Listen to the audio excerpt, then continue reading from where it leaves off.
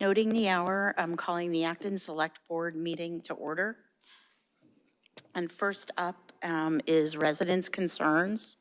And this usually gives an opportunity for residents to speak to an item that might not be on the agenda.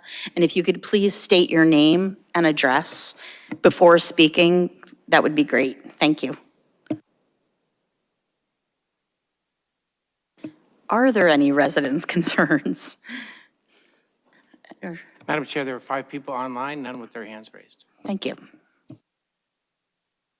So moving on to chair update. It's been a while since we've met. I don't really have any updates. I did want to mention to the board, I don't know if it's a good time, about some opportunities for working groups. The Housing Production Plan Working Group, is that right, John?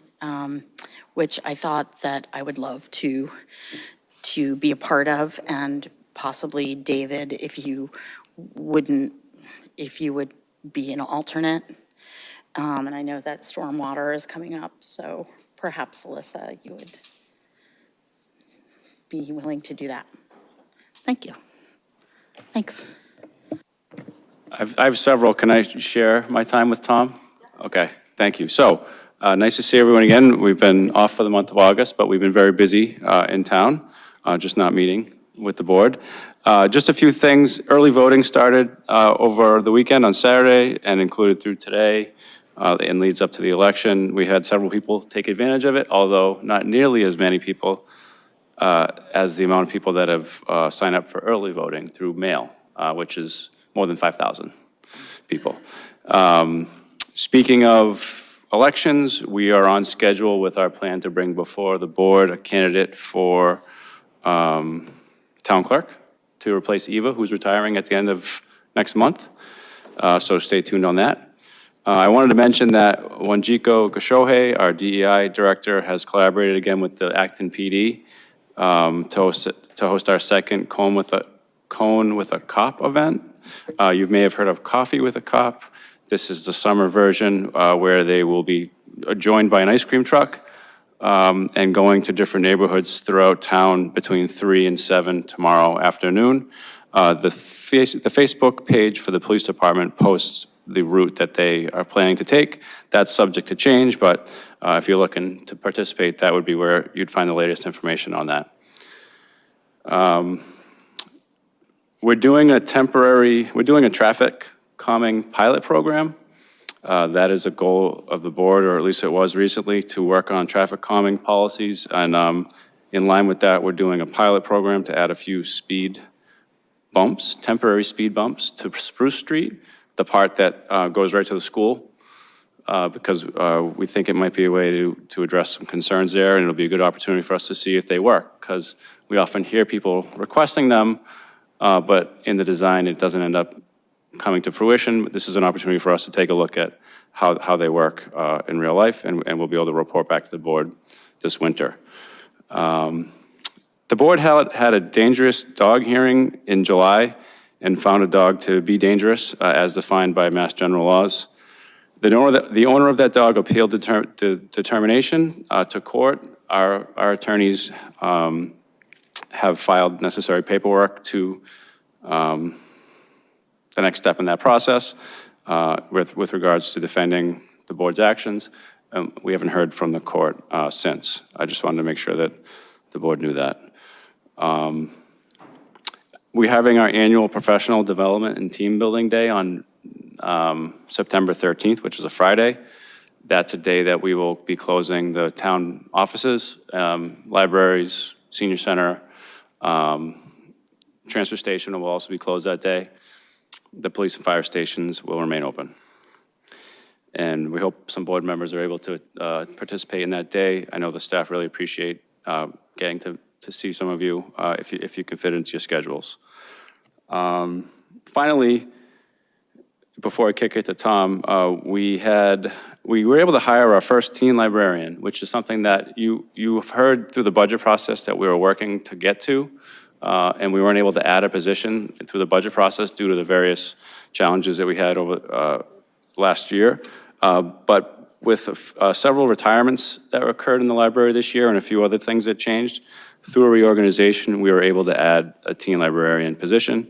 She started today. Her name is Kristen, and we also had a children's librarian named Rachel start today, and we have a new head of patron services, Vivian, starting later this month. So some staffing being added back to the library, and I would kick it to Tom for more updates. Thank you, John, and good evening, everyone. Staying with hiring, it's been pretty busy with Town Hall. We've just hired a new public health nurse. She started last week, and her name is Melissa Ellis, so if you have an opportunity to swing by and say hi, please do. Additionally, the property assessment project through the Assessors Department is set to kick off in the next week or so. A little bit more than 50% of all town parcels, which are about 4,400 parcels, will be reassessed through this process. The assessor's office is planning on sending mailers to the addresses that will be reassessed through this process. More information will be coming through the website as well, and the mailers will be sent out in the next few weeks. So if you're at home and wondering if you'll be part of that, you'll either receive a mailer or you're invited to check out the website as well in the next couple of weeks for more information. The police department has completed rolling out the body-worn camera program. All police officers are now wearing them, and detectives and plainclothes officers are wearing them as well. Hazardous Waste Day is scheduled for September 24th from 4 p.m. until 6:30 p.m. This will be at the DPW transfer station, and it is the second one of the year. If you remember, the one earlier this year occurred in June, so this will be the second and final one for the year. Recreation had to cancel the Kashmir concert, which is a Led Zeppelin cover band, a few weeks ago due to weather. They've rescheduled that for next Friday, September 6th.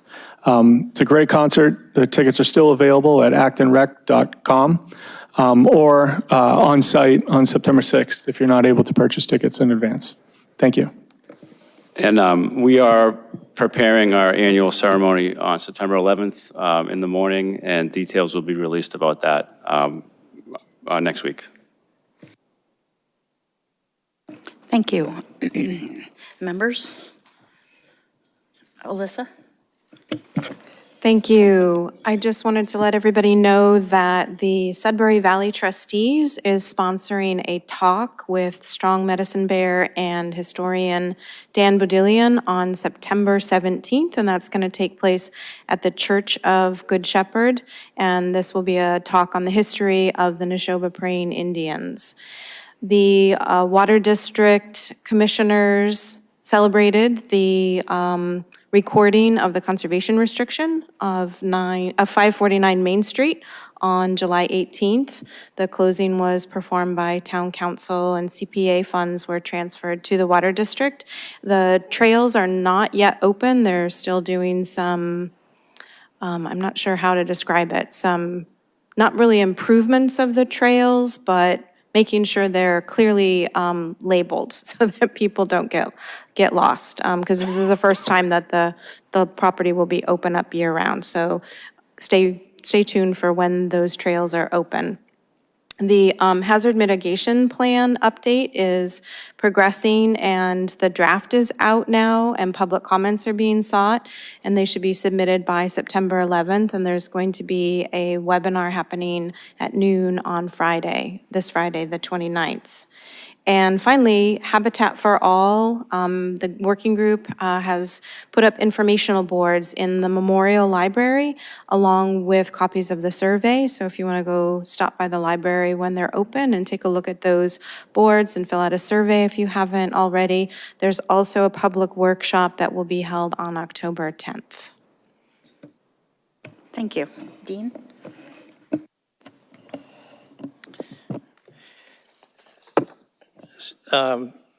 This afternoon at 2 o'clock, the Acton Fire Department held a swearing-in ceremony for 2 new firefighter EMTs. Robert Benting and Jake Driscoll were welcomed into the department. A nice little ceremony. And it's, I think the town manager, the chief and deputy chief, and all the town staff should be commended for moving ahead with trying to fill all those vacancies in the fire department. So it's some great positive progress, and it's good to see some young and really enthusiastic folks joining the department. On Thursday, September 26th, 7 p.m. in this room, we're going to be having the first official meeting of the Department of Public Works Building Committee. Public is certainly invited. We're going to be hearing presentations from PMA, our project management company, and from Weston Sampson, our architect. During the summer, both of those entities have been working with town staff, coming up with a phasing plan for the proposed building, coming up with a new schematic plan based on the feasibility study, and moving ahead. So we certainly want to have as much public input as we can on that meeting on September 26th. And the plan is to be able to bring this project to town meeting, hopefully for approval in May. Finally, another event of the Acton 250 Committee on September 11th from 3 until 10 p.m. at Dirigible Brewing at 28 Porter Road in Littleton. We're going to have the launch of the Isaac Davis Brown Ale. Ale will be available for sale. There'll also be some food trucks there and a contingent of Acton Minutemen there as well. $1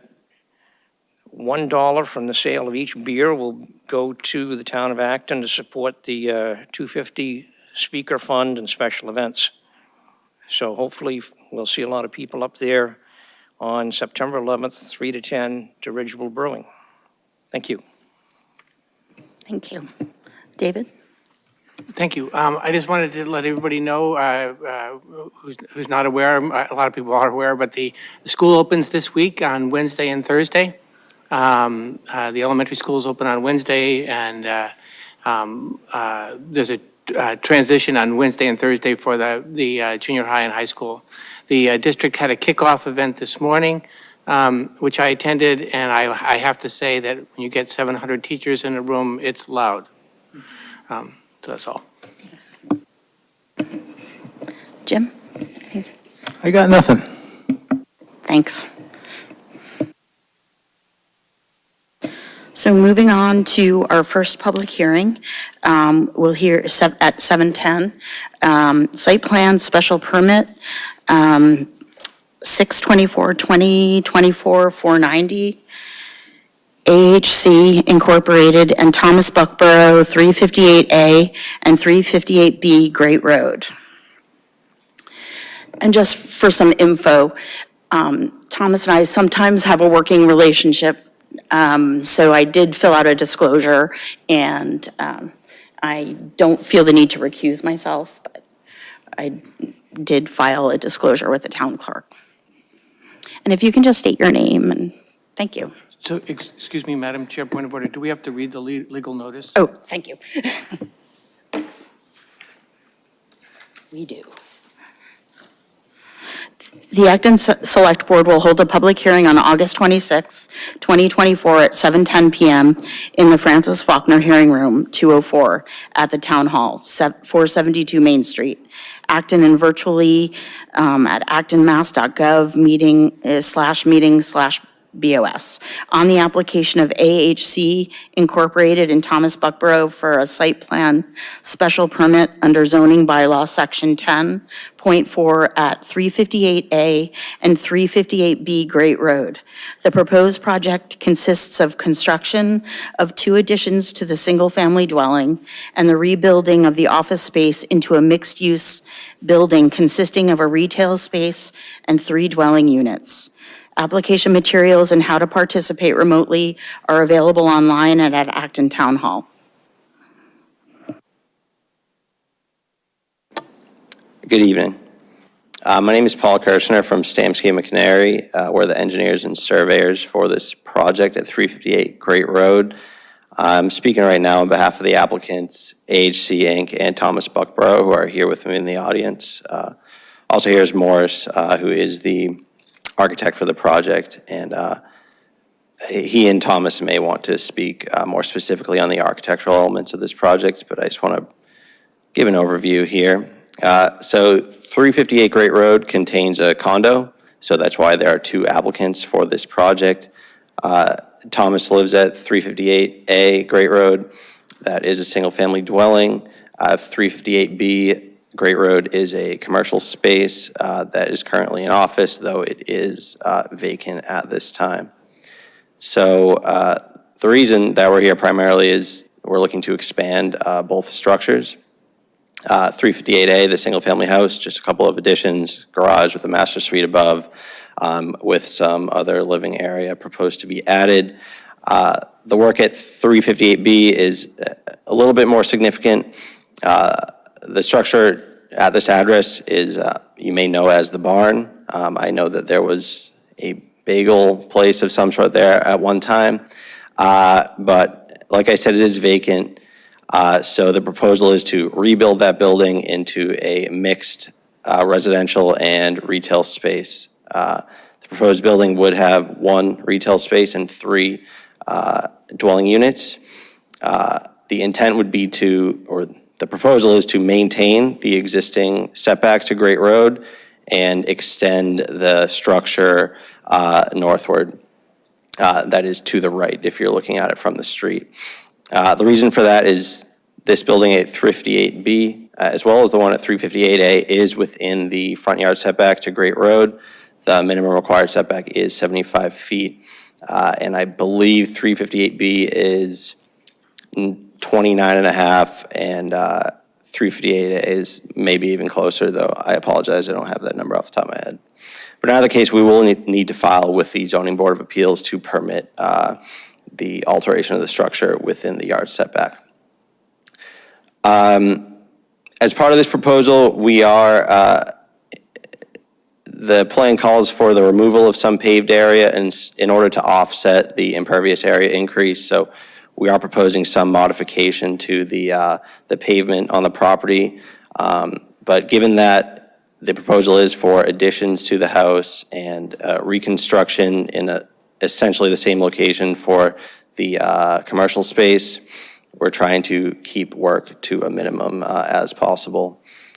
So if you have any questions for me, I'd be happy to answer them. But otherwise, I don't know if Thomas Morris, you want to speak before the board asks questions. But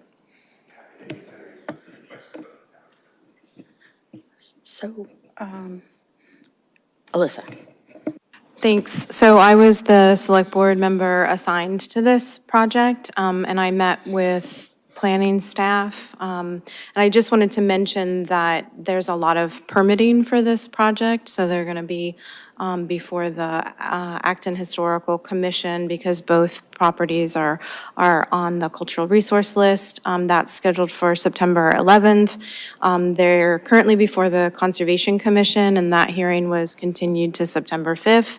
They will be before the Zoning Board of Appeals because of the setbacks, and they'll also go before the Board of Health. As Kayla mentioned in her planning memo, this board could deny or approve the permit without knowing, the decision of any of those boards. And that's just, the risk of this process. But she also mentioned that she recommends continuing it because we still need to have the town's third-party engineer take a look at the plans and make sure that there's compliance with Chapter X. So that's what I would recommend. And that's all I have as a summary. I'm sure Kayla has some other points that she wants to bring to us to highlight from her memo. Thank you. Any other questions, or should we? David? We have asked questions and things before we continue this? Yeah. I have a few. So I just wanted to confirm, Alyssa, with you, the Board of Health's role here is for the septic system, I presume. Can you tell me about the 3 condo units here, how big they are, how many bedrooms, for example? Yeah, Morris, I don't know if you want to weigh in on that. He's probably better suited to discuss that, but I think we have 1, 2, and 2 one-bedroom apartments here. Is that right? Sorry. 1 3-bedroom, 2 2-bedroom. So the 2 bedrooms are upstairs, the 3-bedroom is downstairs.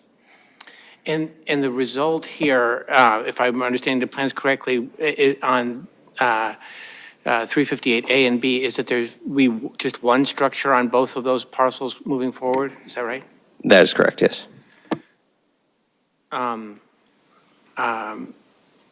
guess that's all the questions I have right now. I actually hope that the ZBA thinks that it's okay to approve the zoning variance. I think the structure is, from the plans, looks to me to be appropriate from, setback from the street. So I'm done for now. Dean, do you have, Jim? I think before you come back, it would be great to have in our packet a response to the comments from the water supply district, since they asked a bunch of, they made a bunch of specific reminders about requirements, and some of them were technical that I'm not sure I understood, so it'd be great to understand your response to them. Thank you. Yeah, we certainly can provide that prior to appearing before you again. David? Yeah, I'm sorry, I forgot 2 things.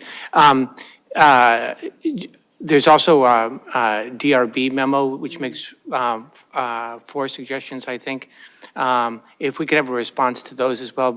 All 4 of those suggestions seemed pretty minor to me. I don't know what your feeling is, but you don't have to answer me now, but I would love to next time understand whether those can be incorporated into the design or whether you think that they're a problem. And can you tell me what the heating fuel source is in this building going forward?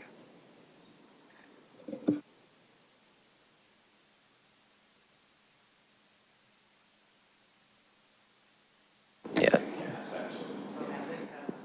Yeah, there is a gas service there, but I think we got to disconnect that, so it's going to be electric. Okay, great, that's great. Thank you. I just wanted to respond to David's comment about the design review board. I think it was around 1 o'clock today, some updated plans went into the meeting packet, so you may or may not have taken a look at those. I looked at them very quickly, and it appears that a couple of the suggestions were incorporated. So the roof over the front entrance of the residential/retail has been dropped, and there's 1 additional window on the left side that's been added, but I couldn't tell from looking at plans, because I'm not an architect, if there were any other changes that were incorporated. So if you want to speak to that now, before we continue the hearing, or do you all want to look at those plans first? Go ahead, David. I'm happy to look at them in the interim, but I would still like, because I think there were 4 things listed, including one was making some trim boards a little bit wider and things. So I would just like to know point by point whether they've decided to incorporate, and if they didn't, why they chose not to do that. Yeah, we did provide the updated plans for 358B specifically.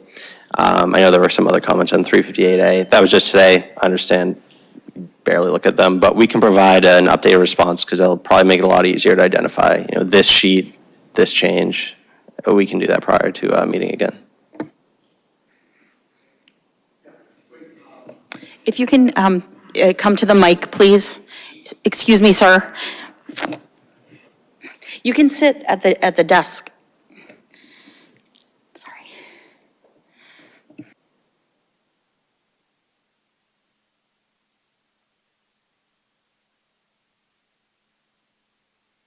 I'm really sorry, I can barely hear you. Your system is great for you guys, but not very good out there. The condominium building B, which sits in the footprint plus a 14-foot addition, I think, of the existing building, which is derelict.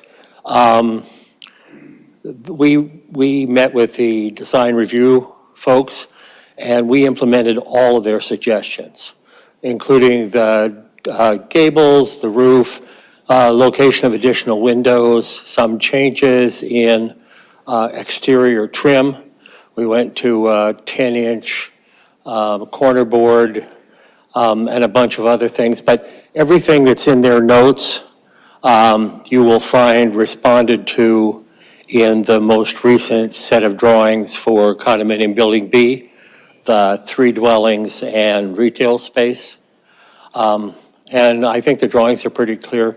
They show elevations and plans. There is no basement, there is no attic. It is just a simple 2-story building with retail space about 800 square feet and a 2-bedroom apartment on the first floor and a common stairway for all 3 apartments, which reaches the 2nd floor where there are 2 2-bedroom units, and separate stairway and door access at the back of the building for all 3 units, where we plan to have some outdoor space associated with each of the apartments. Does that answer your question? It answers mine, thank you. Thank you. State your name, please. My name is Morris Shop. I'm the architect of record for Building B. Great, thank you. Thank you. I'm sorry. No. Alyssa? Since you're there at the mic, could you just answer one more question from me? In order to maintain the ability to build within that front setback, Yes, the ma'am. major structural elements need to remain. So could you speak to which those are in addition to the foundation of 358, the condo building? We intend to maintain and reframe whatever portions of the front wall, including the foundation, that are necessary to meet the requirement for limited demolition. So the answer is that that portion of the building is maybe 40 years old and derelict as well, but we'll be maintaining the front line of the foundation and the front face of the building in their current location. And then the rest of the footprint of the building is very similar to the existing building, except that it has the 18-foot addition on the right side. Does that help? Yeah. Okay. Any other questions? Jim? Just a comment. I saw something from the engineering department that I thought I just wanted to sort of call out as a really sensible change, which was to change, after these are built, to change the address of 358B to just be 356 Great Road, so we don't have to have these A and B designations, which are very confusing. Thank you.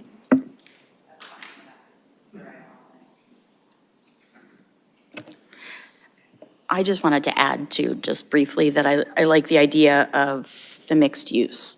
I think we're not losing a commercial space, but gaining housing, which is great. Okay, thank you. So are we going to continue this, continue the hearing? So I would recommend continuing it until we get that third-party engineering review.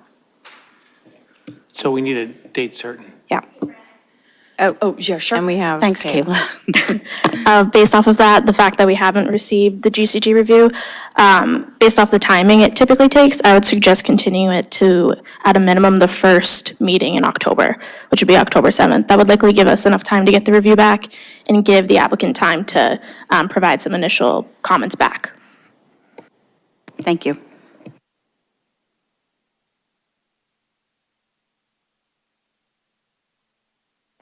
Yeah.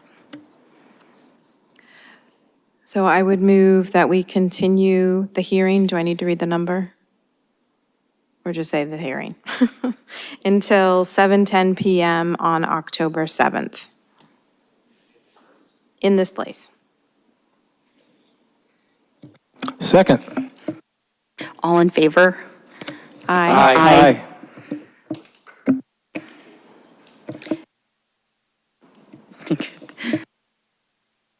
Thank you.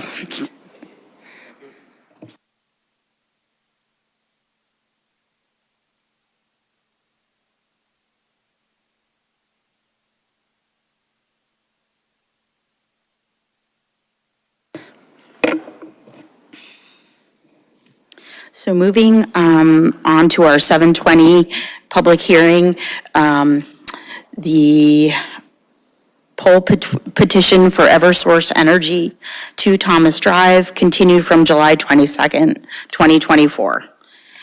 The Acton Select Board will hold a public hearing on August 26th, 2024 at 7:20 PM, continued from July 22nd, 2024 in Acton Town Hall, Room 204, 472 Main Street, and remotely by video conference and call in on the application of NStar Electric Company, DBA as Eversource Energy, for relocating pole number 45/38 and install one pole number 45/38A easterly side approximately 594 plus feet south of Massachusetts Ave to provide service to 2 Thomas Drive. From a computer, enter in the link ID actonmass.gov /meeting/select board, or from a telephone, dial 646-876-9923 and enter in the webinar ID. Okay, do I have to read all? The applicant is online and with permission to talk? Yes. Madam Chair. Okay. Hi, Christine.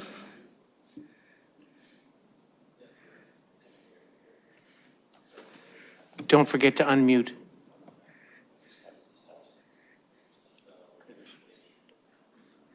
Hello. Hi there. Hi.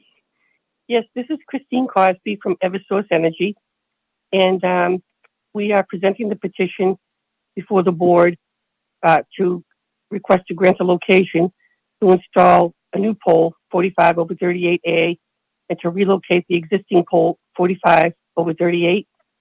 And the purpose of that would be to provide clearance for the driveways for the 2 new houses that are being built out there.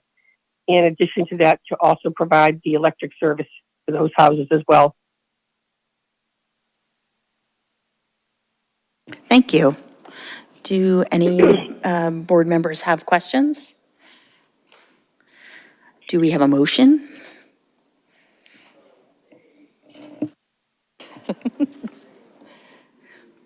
David? I move to approve the pole relocation and new pole at 2 Thomas Drive. Second. All in favor? Aye. Any opposed?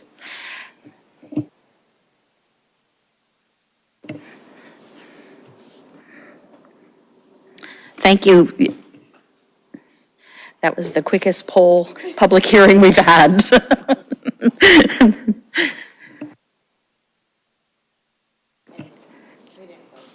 Oh.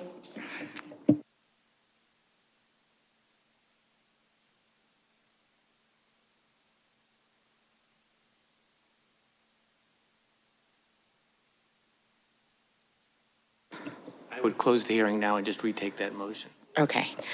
So a motion to close the hearing. So moved. All in favor? Second. Oh, all in favor? Aye. Aye. Yes. And then on the previous motion. And then I move to approve the new pole and pole relocation at 2 Thomas Drive. And I second that. All in favor? Aye. Yes. Aye. Any opposed? Thank you. Right along. 7:30, we have notices hereby given under Chapter 138, Section 12 of the General Laws that the Select Board will hold a hearing in the Francis Faulkner Room 204 in the Acton Town Hall, 472 Main Street, Acton, and virtually on September 9th. No, this is August 26th. Is this, what am I reading? Is it for August 20, is it? August 26th, sorry. I should have been on the ball. At 7:30 PM on the application of Shake and Bake LLC DBA Velvet Vine Cafe for an all-alcoholic beverage license located at 166 Great Road, Acton, Mass. The application is on file in the Select Board office and may be viewed during normal working hours. The public may attend virtually at actonmass.gov, meeting BOS, or from a telephone dial 646-876-9923 and enter webinar ID 503-918-785. And telephone users may dial *9 to request to speak. Computer and app users may use the raise hand feature to request to speak. Okay. Do we have anyone representing Velvet Vine Cafe? How are you?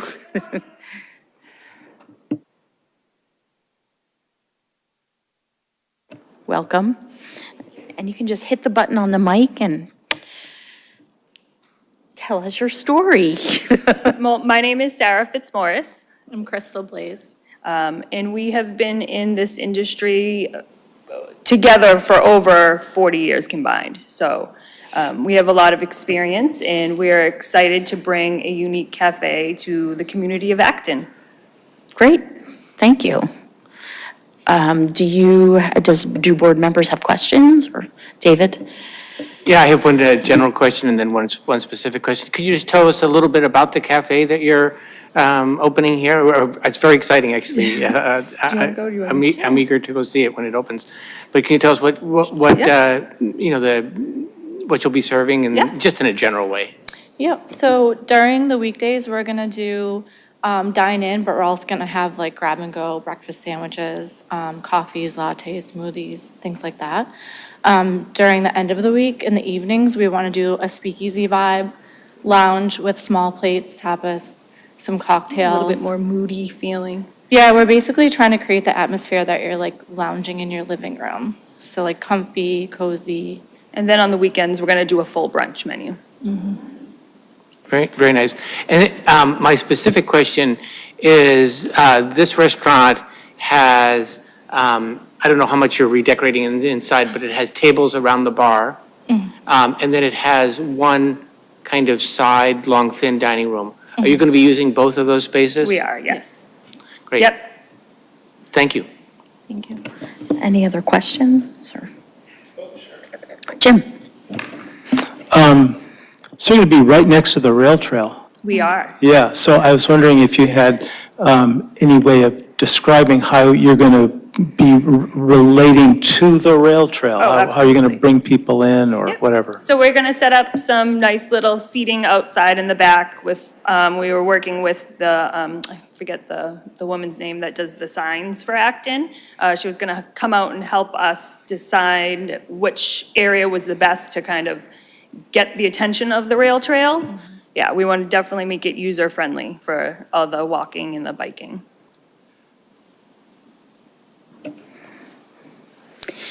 Are you going to have a secret handshake to enter? Maybe, we haven't gotten that. I don't know if you've been to the Speakeasy in Hudson. Have you? You should go. Check it out. The one in Nashua we've been to. Really? Yeah. Yeah. Any other questions? Just curious to follow up on Jim's question. Are there bike racks there? Do you know? Not on our side, I don't. There might be, so on the far end is the bicycle bike store, shop, so I don't know if he has any, but that is a good question, and She has any, so she's. Oh, so I'm sorry. A woman runs that store, but the, just an idea. Yeah. Yeah, that's a good idea. If you're trying to get people to stop off the rail trail, and, pretty soon the sections in Sudbury will be open, so people can bicycle to your Yeah. restaurant from Sudbury. That is a really good idea. Another thing we haven't thought that far into yet, because I don't know, you've seen the inside of that space, and we have a lot of work that we have to do to make it like fit our vibe. So the outside, we're not there yet. Madam Chair, may I ask one more question? sure. Yeah. When, do you have a rough time frame that you're intending to open? We're hoping October 1st. Oh, that's We've had the very space aggressive. since July. Great. Very exciting, thank you. Thank you. Alyssa? Thanks. Thanks for coming. I'm excited to see a new restaurant. I have a question that's sort of related to the next license. This alcoholic beverage license lists 66 seats, and then the common vittler says 50 with a potential for more depending on what you hear from the Board of Health. Yes, we So- actually got, I'm sorry to Oh, cut you off. We got go ahead. confirmation today. We actually got approved for 59 seats for occupancy. Okay, so does that mean that there won't be 66 for the bar? Dine-in will be 59 now. Okay. So my other question is, there's two well, they're not that different, but they're pretty different sets of floor plans in each application.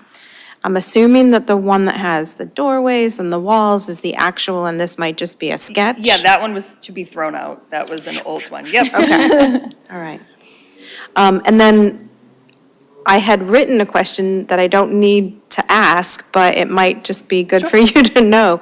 I was confused by the listing of the hours, that I thought that maybe there was a typo, but now I understand that you're going to be closing at 2 on Thursday and Friday and Saturday, and reopening at 7. Correct. So I'm sure that you're going to have it listed Yes. on your website and on the menu differently than what's listed in the application, but just an FYI, that kind of tripped me up. Thank you. Any more questions? Do I hear a motion to? Are there questions from the public? Sorry. Madam Chair, we have 11 people online, none of whom have their hands raised. Thank you.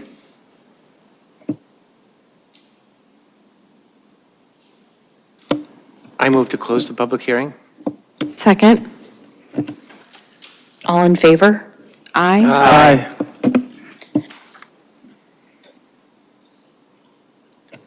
I think we're going to have to open the second public hearing for the Vittler Okay. license, but Do we need to approve this one first? yes, we need Yeah, to approve yeah. this one first. Okay. Yes. So All in favor? Yeah. I move to approve the all alcoholic beverage pouring license for Velvet Vine Cafe at 166 Great Road. Second? All in favor? Aye. Oh, yes.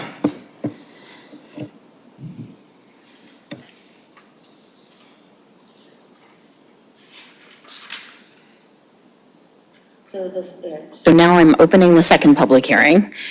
The Acton Select Board will hold a public hearing on August 26th at 7:40 PM in the Francis Faulkner Hearing Room, 204 at Town Hall, 472 Main Street, Acton, and virtually on the application of Shake and Bake DBA Velvet Vine Cafe at 166 Great Road, Acton, Mass. Under Section 140 of the Massachusetts General Laws for a common vittler license.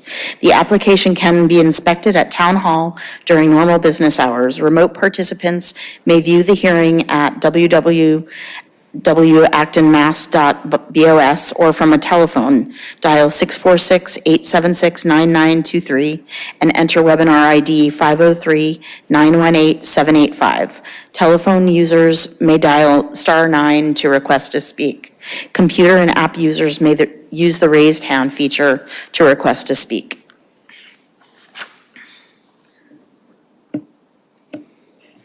So would you like to, I don't know. Yeah, Alyssa. One question. So now that I'm looking at the right plans, it looks like there are 2 existing toilets because those are the only ones that are labeled. So you're adding a third? No, so there's a bathroom, there's a toilet in the kitchen. Kitchen. And then there's 2 that would be For public use. for public use. And they're already there? Yes, they're already Okay. there. Are those both accessible toilets? For Like like handicap, wheelchair? I don't know the answer to that. Okay. If it wasn't done before, we haven't done anything to it, so I'm not quite sure. I Okay. know they were, They're how they were existing yeah, they're previously. old. Yeah.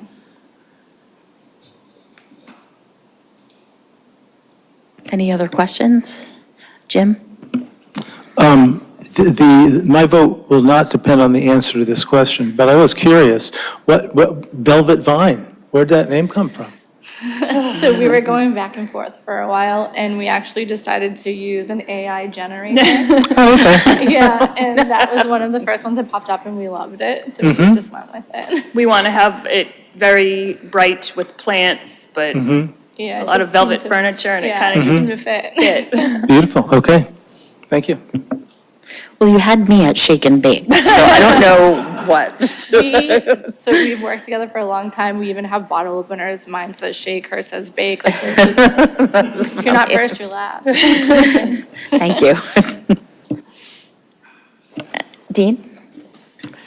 So I guess this is a question probably for the town manager and town staff. Is there any requirement when refitting a space like this to make it handicapped accessible, or would that be dependent upon the total cost of renovation?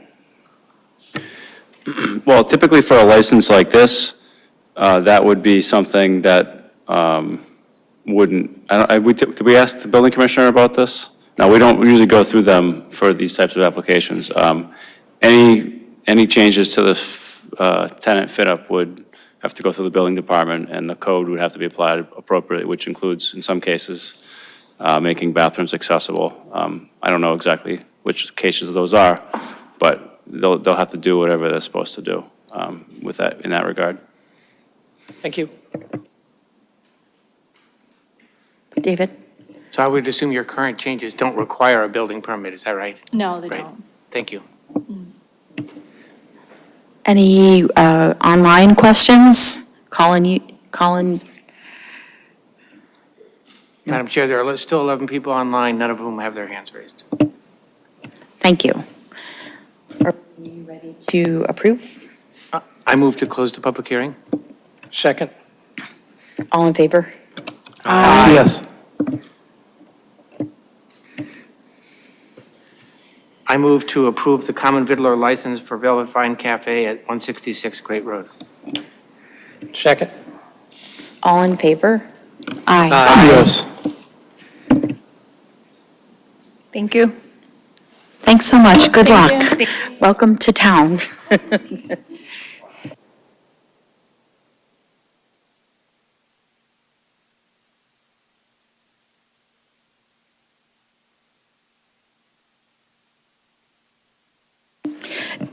Under new special business, number 7, we are to approve proposed transfer station fees.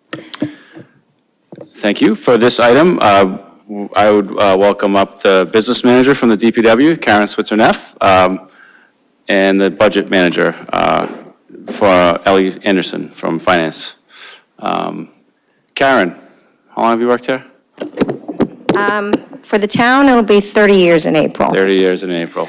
I've been at Highway for probably 25 How many years. presentations in front of the board? I'm sorry? How many presentations in front of the board? You finally got me. Here we go. Finally got you. Take it away. Okay, good evening.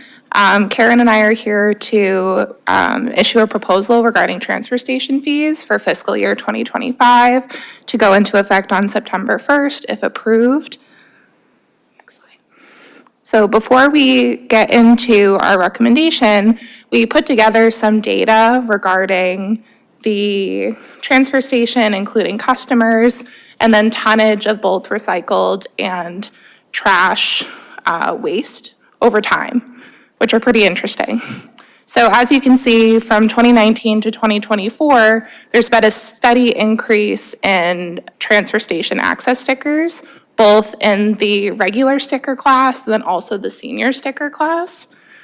It comes out to about an 18% increase between 2019 and 2024. But also during the same period, we've seen a reduction that's also been steady in both paper and commingled recycling tonnage, and then also solid waste. So what this tells us is that though the number of customers has been increasing steadily over time, the amount of trash and recycling per customer has decreased by essentially the same margin over time. So despite the decrease in tonnage and the increase in customers, operating costs have not decreased during that same time period. So between the 2024 and 2025 approved budgets, we're seeing an increase of about $78,000, or about 13%. This is due to both regular operating cost increases, but also the funding of the heavy equipment operator position in the 2025 budget. You might remember that was reallocated from the general fund to the transfer station. So that transition amounts for the bulk of that increase in the budget. The other thing that we're foreseeing in 2026, we're expecting a similar increase in our operating costs, largely due to a new waste removal contract with Waste Management. That was approved or signed after the 2025 budget was finalized. So we're expecting a pretty significant increase in trash removal costs in 2026 because of that contract. So just kind of a sneak peek of what we see coming down the pipe. So given all of this information, we propose the following increases to transfer station access stickers.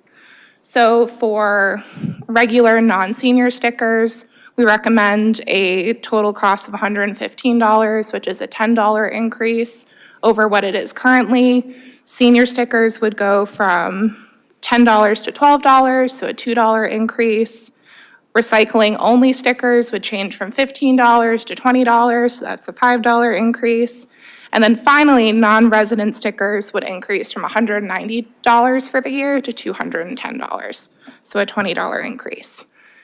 And as mentioned previously, if these rates are approved, they would go into effect on September 1st through the following April 30th.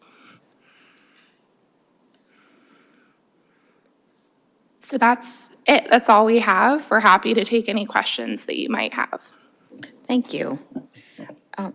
I have just one quick question, and I'm always curious, how many out-of-towners do we have, like non-resident?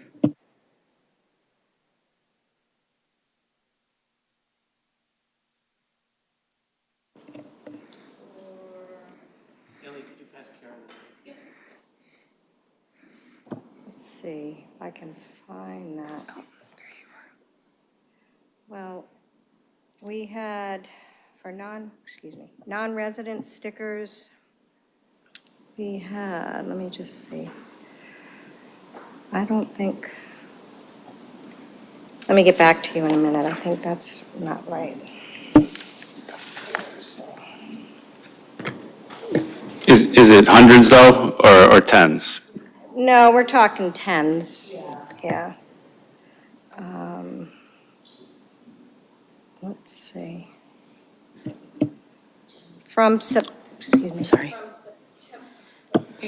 September 1 through August 23rd of 24, we had 42.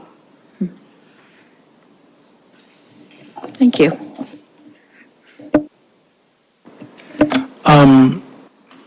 Some of this increase is going to be because of the cost of trash. And back when we first started having a pay-as-you-throw program, the general guideline was that the bag prices were going to cover the cost of the trash, and the fixed price, the annual price, was going to cover the fixed cost. So given that, I was surprised actually not to see an increase in the bag prices. And I wondered how that thinking process went. So you're right, the general rationale is exactly how you stated. The bags cover the trash, the cost to process and remove the trash, and then the stickers keep the lights on, pay for the staff and all of that. So the thinking was this year is that because of the increase that we're seeing in the budget is related to the transition of a new staff person to the transfer station, that we would increase the sticker price to accommodate that increase in the budget. And then next year, we would evaluate after the 2026 budget is approved, and we have some closer numbers of what we think trash removal will cost, that next year would be the time to look at the bag fees and see if they need to be adjusted to account for that increase in cost. And further, I think the recycling markets were much different at the time that decision was made, whereas it wasn't uncommon for us to generate revenue from recycling, where now we're paying mostly, there's no revenue to speak of. And I think that's part of it as well. There is no bag fee for recycling, so we have to cover that cost somehow. Thanks. No more questions. Dean? Yeah, no question, just a comment. I think that this is a tremendously well-run operation. And the fact you're able to keep the costs down as low as they are, it's commendable to everyone involved in it. Very nicely run operation. I think it could be a model for the entire state. Thank you. Alyssa? I totally agree with what Dean just said. The transfer station is one of my favorite places in town. I have a question about the non-resident availability for services. I didn't see a non-resident option for recycling stickers, recycling-only stickers. Do you sell them? Do we sell them to non-residents, or are those only available to people who live in Acton? Excuse me. The non-resident, we just have the one sticker. And Okay. we don't have separated out for recycling only. Has there ever been a consideration of offering that, maybe at a higher cost than the $15? I think it's something that could be looked into. Okay. Wondering if we can For next handle the traffic and whether or not it would cover the cost of that additional, because I know that there are people who don't live in Acton, used to live in Acton maybe, and they'd like to continue to get a recycling-only sticker. Yep, something to look into. David? Yeah, I just wanted to say that based on what John said earlier, that recycling sticker is quite low priced, even, increased for out-of-towners. And now that we don't make money on recycling, it might need to be much higher for an out-of-towner. I was just wondering for anybody who might be listening, can you tell us the various ways one might get a recycling or transfer station sticker? You can go online. We sell quite a few online, down through City Hall systems, or you can purchase them directly at the transfer station. You purchase them online, there is about a 3-week turnaround period. They process Acton stickers 1 day a week. So if you miss that Wednesday cutoff, then you're gonna have to wait another week, and then it can take a week or two, depending on the mail to get to you. And when can people buy this year? September 1, online. Thank you. Mm-hmm.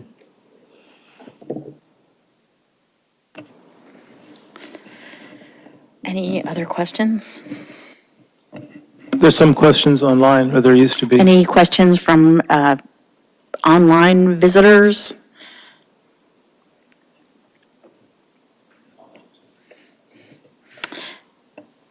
Go ahead, call-in user.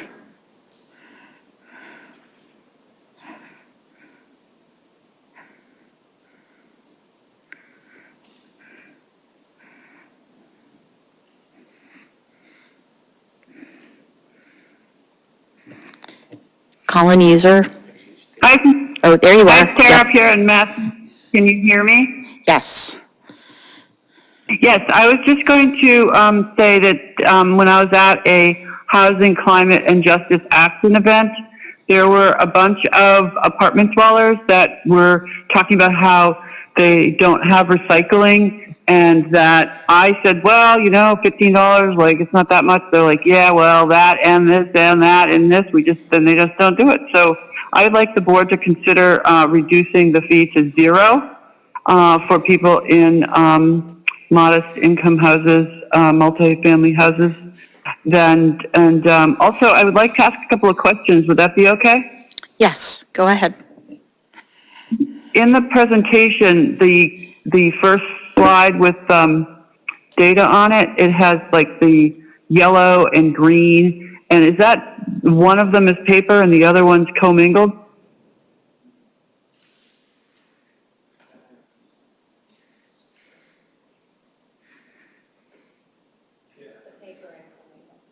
Anyway, it doesn't matter. I was just going to say that it looks like oh, go ahead. Hello?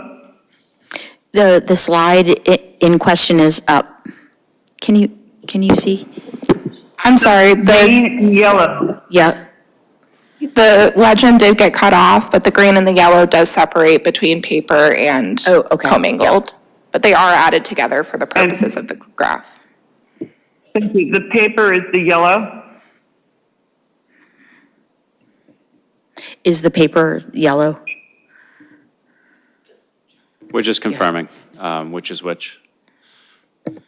Oh, it's all right. If it's not that important. I did notice that the lower that we're going down, that the amount of solid waste collected is going down, even though the population is going up, and I think that's a testament to people reusing more and buying less junk that gets thrown away, perhaps. And I'm wondering how that compares to other towns or the state, and just comparatively speaking, are we doing well? That's all. And I'll take the answer offline. Thank you so much. Thank you. I do have a clarification on the colors. Yeah. The green is paper and the yellow is commingled. Thank you. There are no more people online, Madam Chair. And any other questions? No more here? questions. No. Alyssa. I've also wondered why we have only a reduced price for seniors and not a reduced price for low-income households, and wondering if there is any way that we can access that information and still maintain all the privacy safeguards that need to be in place for that. David? I'm wondering if we might ask them to come back with the proposal next year for that, because it probably takes a little bit of analysis to decide what the criteria would be to allow that. I don't think it's something that we could do tonight in advance of September 1st. But I think it's a good idea. I just think it needs a little bit of analysis time. Maybe we could, like I said, ask them to look into that when they increase the rates next year. Dean? Yeah, it would seem like if you're going to investigate that, probably the approval mechanism for determining whether someone should get a reduced rate probably is going to end up having to go through, I would expect, our town social worker. Seems like that would be as opposed to having public works people analyzing folks' incomes. And of course, whether it's a good idea or a bad idea, it's a zero-sum game. If you're going to reduce the rate for some folks, it's going to raise the rates for everybody else. So I do think, next year might be a good time to think about it, or at least investigate it.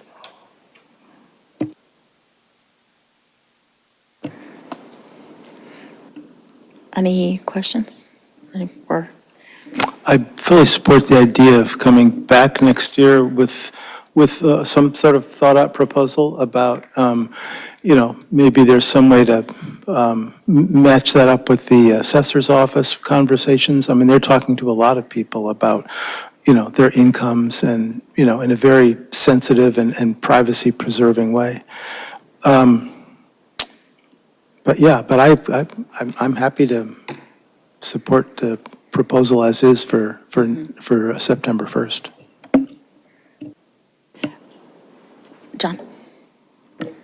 Yeah, I appreciate the comments. I think if the board is asking us to work on a different rate proposal, I think we'd want to have a little bit more clarity on what that is. And next year is a long time away. We could do it sooner if you wanted us to. It would just need some more direction. I think maybe Karen could speak to how we do verifying if someone's a senior. I'm guessing it's, you ask them, or they say they are and we say, okay. We do ask for an ID. Yeah, and so that's easier than asking for other things, which we certainly can do, and we do it in other parts of our operations. But for a $15 or $20, if it's approved, fee, we certainly would spend more than $15 working on that request. So if the board, that's just something I'd raise right now as a consideration. Thank you. David? This is kind of why I think it needs some thought. We might be able to allow certain addresses, which could also be done with an ID, right? There may be certain apartment complexes or other things that we would allow it. I don't know what the answer is. It needs some thought, I think. Dean? Yeah, I think it definitely did to probably have a working group talk about this offline, saying, okay, if you're in an apartment, then you can get a reduced rate sticker. I mean, that ignores the huge number of seniors who are living in existing single-family homes that probably are facing some severe financial issues. So I think it would be, I'm not sure that the entire exercise is going to be that practical. And trying to administer it, short of, like I said, if the social worker has a list of folks that are receiving services, or if people have to apply for it, it could be quite a nightmare. But, I really react badly against this idea that, we'll just decide that a particular neighborhood is all low-income people, so therefore, just because they live there, they should get a lower price sticker and not some other neighborhood. I mean, it's got to be done on an individual case-by-case basis, maybe almost like when folks apply for tax relief. One simple way that might get to most of this is to ask people to show their electric bill. And if they have one of the subsidized electric rates, R2 or R4, the process of getting those electric rates requires, some elaborate paperwork and proof of your income. But once it's there, it's on your electric bill. And it's a very easy matter to look at the rate and go, oh, okay, that's R2, not R1. So that might be a way of, it doesn't deal with certain edge cases. If you're living in an apartment where the apartment pays the electric bills, that wouldn't work. But there's not that many of those left in Acton. Alyssa? I was going to suggest something similar at the recent magic show that happened at the library. I can't remember the exact title. There was a lot of information for the public on getting reduced utilities, and the eligibility was a list of different benefits that they qualify for. Electric bill would be one, SNAP benefits or EBT, whatever they're called now. There was a whole list.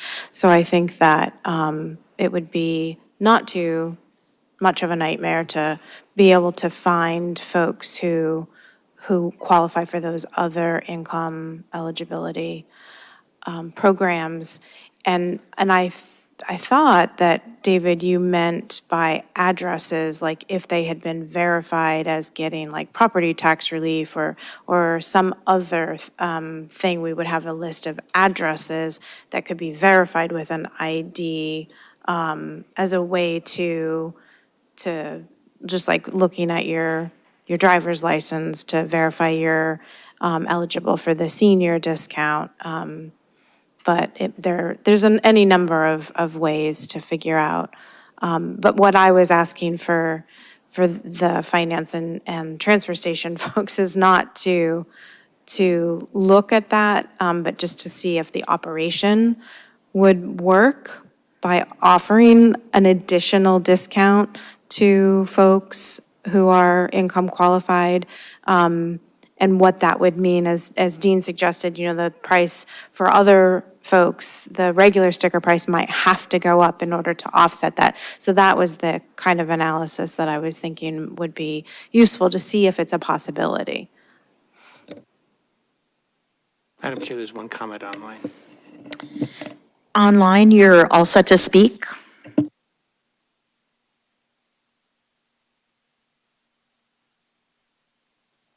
Good evening. My name is Burgart, 26 Alcott Street.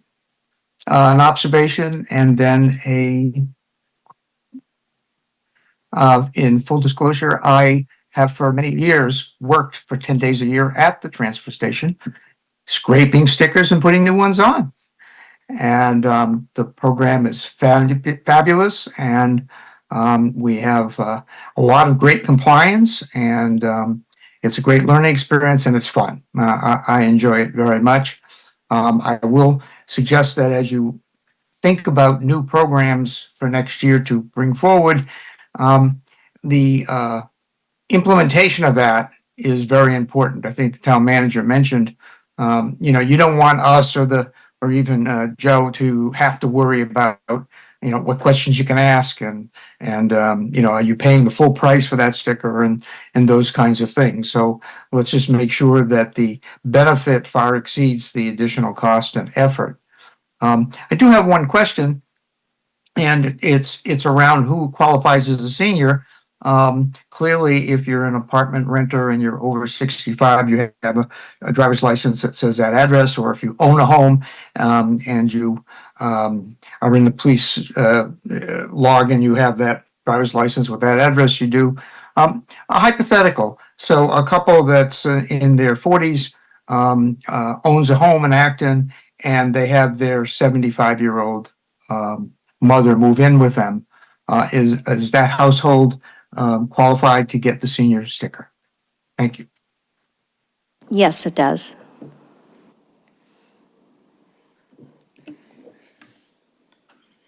Are we approving the rates? David? I move to approve the FY 2025 transfer station rates as presented to be effective September 1st. Second. All in favor? Aye. Any opposed? It was nice meeting you.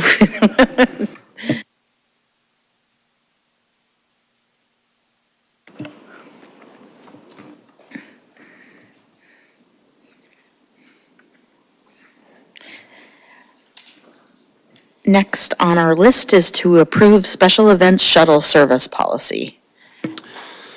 Thank you. So this is another attempt to work to identify ways to ensure that we have sustainable ways to maintain services that we've been providing. An example of that is special event shuttles for various community events where the organizer of an event says, we're having thousands of people come to our event. Can we park them a few miles down the road, and can we hire you to bring people back and forth all afternoon? In the past, we've funded those as community economic development and cultural events, which I like to try to do. But as we continue to find less room for things like that in our budget, policies like this, which we have before you, are becoming more necessary. So the policy recommendation and proposal is that we would set rates for an event like that, where we would tell the organizer, sure, we can have a driver and a van, or two vans if you want, this is the rate. And they'll run back and forth all afternoon and then go home, and it'll be all set. It's not that different from how we work with police details. A lot of big events like that need to hire police details, or in some cases, fire details, and those services are paid for because they're for that specific event. And, you know, we would certainly find ways to work with all events, but this policy is before you for your review and consideration. I think one question came up in the last few weeks. What about town departments that have events? Like, we've had employees use the shuttle service to go to a training one time, and we've had, when we had economic development tours with our state delegation and other leaders, we used the van that day. And should we be also charging, cross-charging for those? And I think we certainly could do that. I think that makes sense. And so if that is an amendment, that would be a friendly amendment to what's proposed, or we would just apply it with an understanding that the board wants us to. If there's any questions, we're happy to work through them, but the information was presented in the packet. Thanks. Thank you. Any questions from board members? Dean? Oh, sorry. I think to answer the town manager's question, I don't see a lot of benefit of taking money out of one back pocket and putting it in the other back pocket. If it's a legitimate town employee event, then I don't see any particular reason why we've got to, visit some other department and take money out of their operating budget.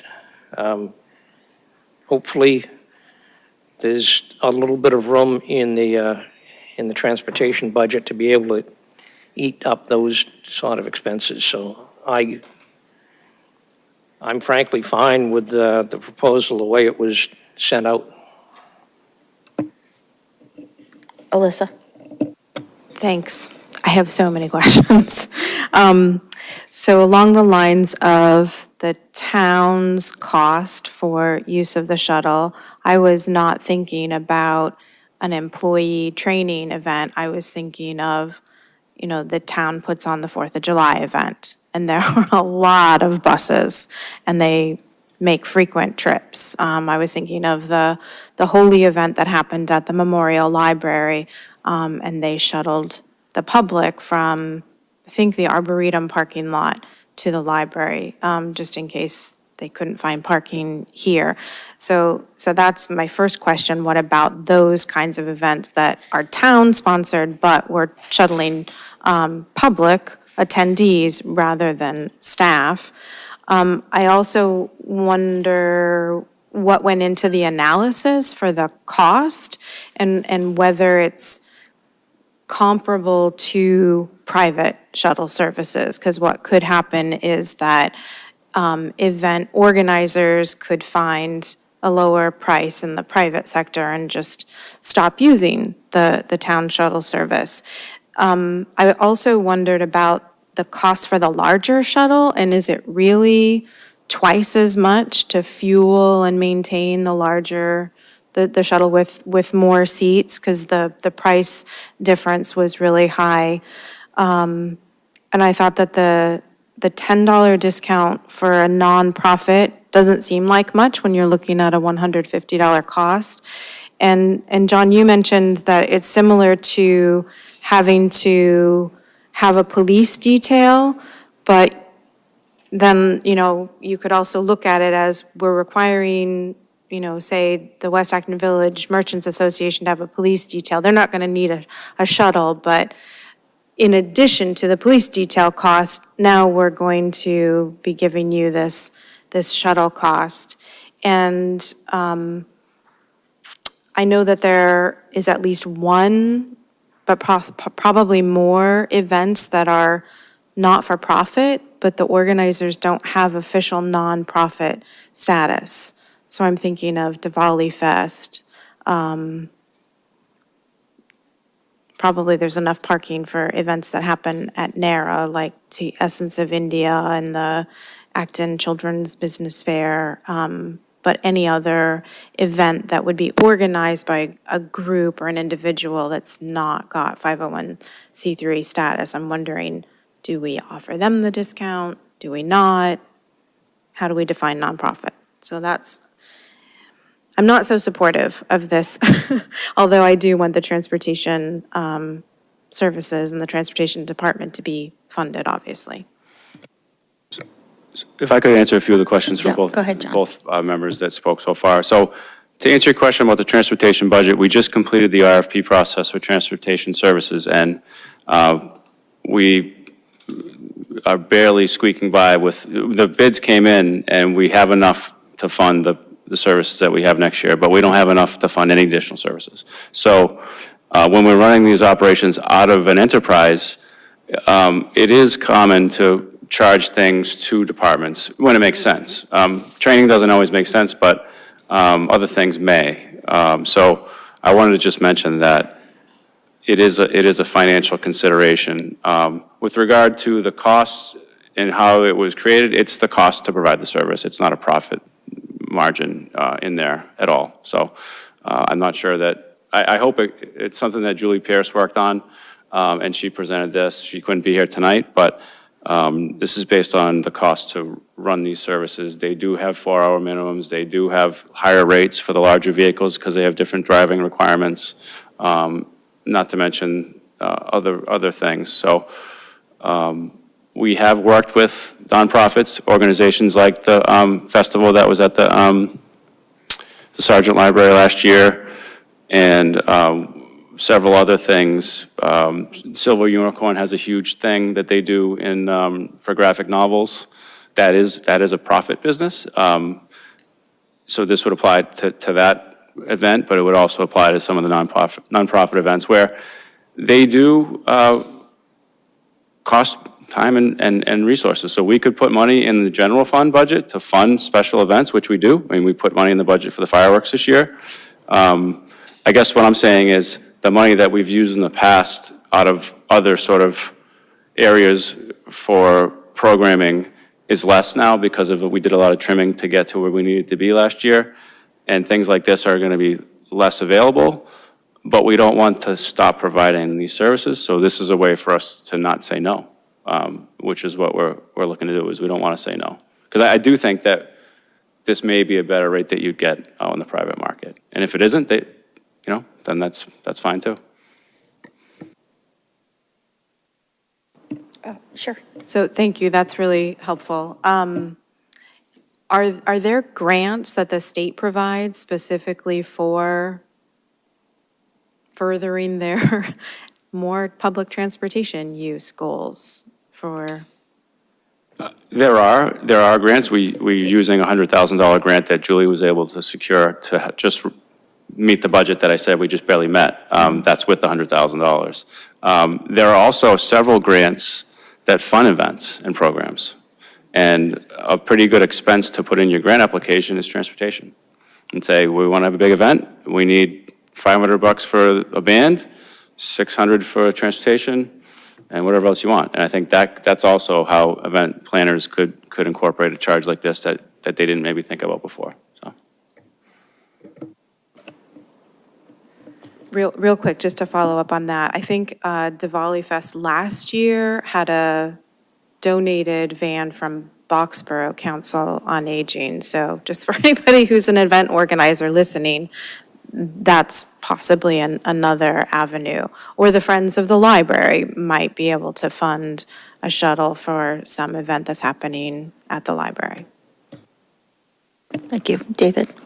Yeah, I'm in favor of this proposal. It's, as the board knows, funding transportation is always a challenge, and it tends to be one of the things that we cut when we don't have sufficient funds for things. And so I think this is very important. There are people who rely on our transportation programs, and I think that even the nonprofit community, when they organize an event, they, should pay for the services they use, and they don't have to use ours. Like as the town manager says, they can arrange their own thing. So I'm in favor of this. Jim?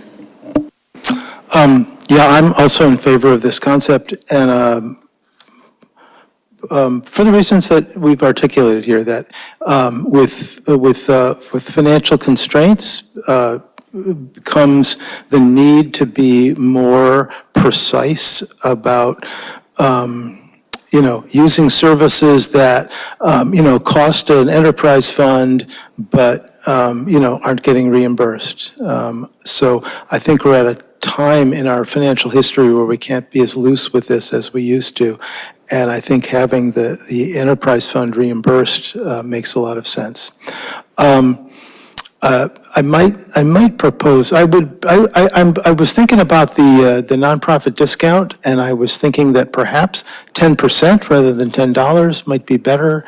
That would be a smaller reduction for the option 2 and a larger reduction for option 1, the more expensive one. Not a big deal, but if that would make sense, it seems like a percentage reduction fits what we're trying to say about, supporting nonprofits. And the other thing that occurs to me is that the town should have the ability to say no if they don't think that if the event. Well, let me see it this way. So in the past, these things have typically run through the Economic Development Department to say, does this benefit the local economy? Does this help? Is this of service to the town? Whereas if, someone's having, a large private fundraiser at a restaurant at the edge of town and they want to, get a shuttle service, I don't, even if the town is breaking even on it, it doesn't seem like the sort of business that the town would want to be in. So I think that we need the ability to say, no, that's a private event that it's not really open to the public. We don't really want to, we don't want to be a low-cost provider of transportation services. But other than that, I'm very happy with this proposal. Thank you. Any more questions? Online? Are there any callers?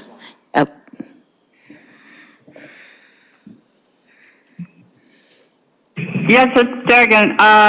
So I would be in favor of, I like what is being proposed. I am in favor of cross-charging. I think it's a good fiscal policy to figure out who's spending what money. I would like 50% nonprofit policy, or where the group can come to the select board and get sponsored, and then it's free. At the Human Services Committee meeting, they are talking about like an off hours, either weekend or night community event to help set their goals and get stakeholder feedback. And they've been talking about the van picking people up. And I would be interested in that. Obviously would be a town sponsor event, but there's been a, how do you call this? Like a reference to a Green Advisory Board event at Narrow Park. And I'd be interested to know how many people used the service that had a van service, the public van service, and to compare like what it would be like, just to make sure that people who want to go to community events can go to community events if they don't have a car. So figuring out how many people used it and doing like a cost benefit analysis there. And then lastly, I want to make sure that the cost that the users of the service aren't charged for fixed costs that we've already paid for. Like we've already paid for it in our taxes. I remember when there was a group of people that wanted to watch the Olympics at the high school in the lobby, and there was basically no extra cost, and yet the school wanted to charge the group $10. And they're like, wait a second, we already paid for this TV. So anyway, that was my thoughts. Thank you for this. I like it. Bye. Dean? I move that we approve the shuttle cost proposal that is before us. Second? All in favor? Aye. Aye. Opposed? I'll abstain. I had some concerns, but I think it's fine to move ahead. I'll vote aye. Oh, yeah. The motion carries. Yeah. Yeah. That was 401, is that? Yes, four ayes and one abstention. Okay, thanks. Thank you.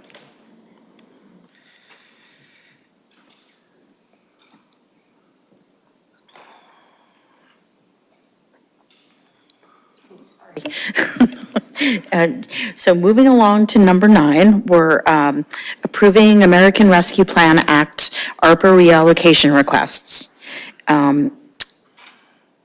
50, the first part, A, 53 River Street soil remediation, and B, transportation program. Thank you. For this presentation, I would like to kick it over to Tom Beejan, our Assistant Town Manager. I will say that we're not going to be requesting Part B. Okay. Part B was in the event that the RFP that we got turned out to be way more expensive than we thought. And while we do want to come back this fall to talk about transportation, we're not ready tonight. Thank you. Thank you very much. 53 River Street Dam Removal and Park Construction Project. We're in front of you tonight. The memo identifies $70,000, but we were able to clarify that later today. And we're looking to reallocate $69,997 from a few different accounts. How we got here really quickly is the project has been very successful in receiving alternative funding. More recently, $150,000 that was additionally granted by the Dam and Seawall program from the state. And if you recall, prior to that award, the town received $1,380,000 in grant funding. At the time, we were confident that we were hopeful that that would help us get past the soil remediation phase. But unfortunately, the last remediation and removal and disposal piece of this project identified or left some soil that was contaminated with lead and arsenic. And due to that, we have to remove another 800 tons that we're confident once that's removed, we'll have clean soil and be able to continue on with the project. Unfortunately, that cost is roughly $120,930. The remaining unencumbered funding for the project at this point is $59,929, leaving roughly a $61,000 gap. So we're requesting the $69,997 appropriation to give us a little bit of wiggle room in the event that there is additional soil or additional testing that has to occur. And how we came up with the dollar amount in terms of reallocating it from ARPA funding, we're proposing a few different reallocations. The first one is $12,500 from the Town Hall HVAC and electrification upgrades, which is project R7. That project has contracts that are signed for OPM. The design contract is currently, or bid is currently out, and the intent is to sign contracts for the design.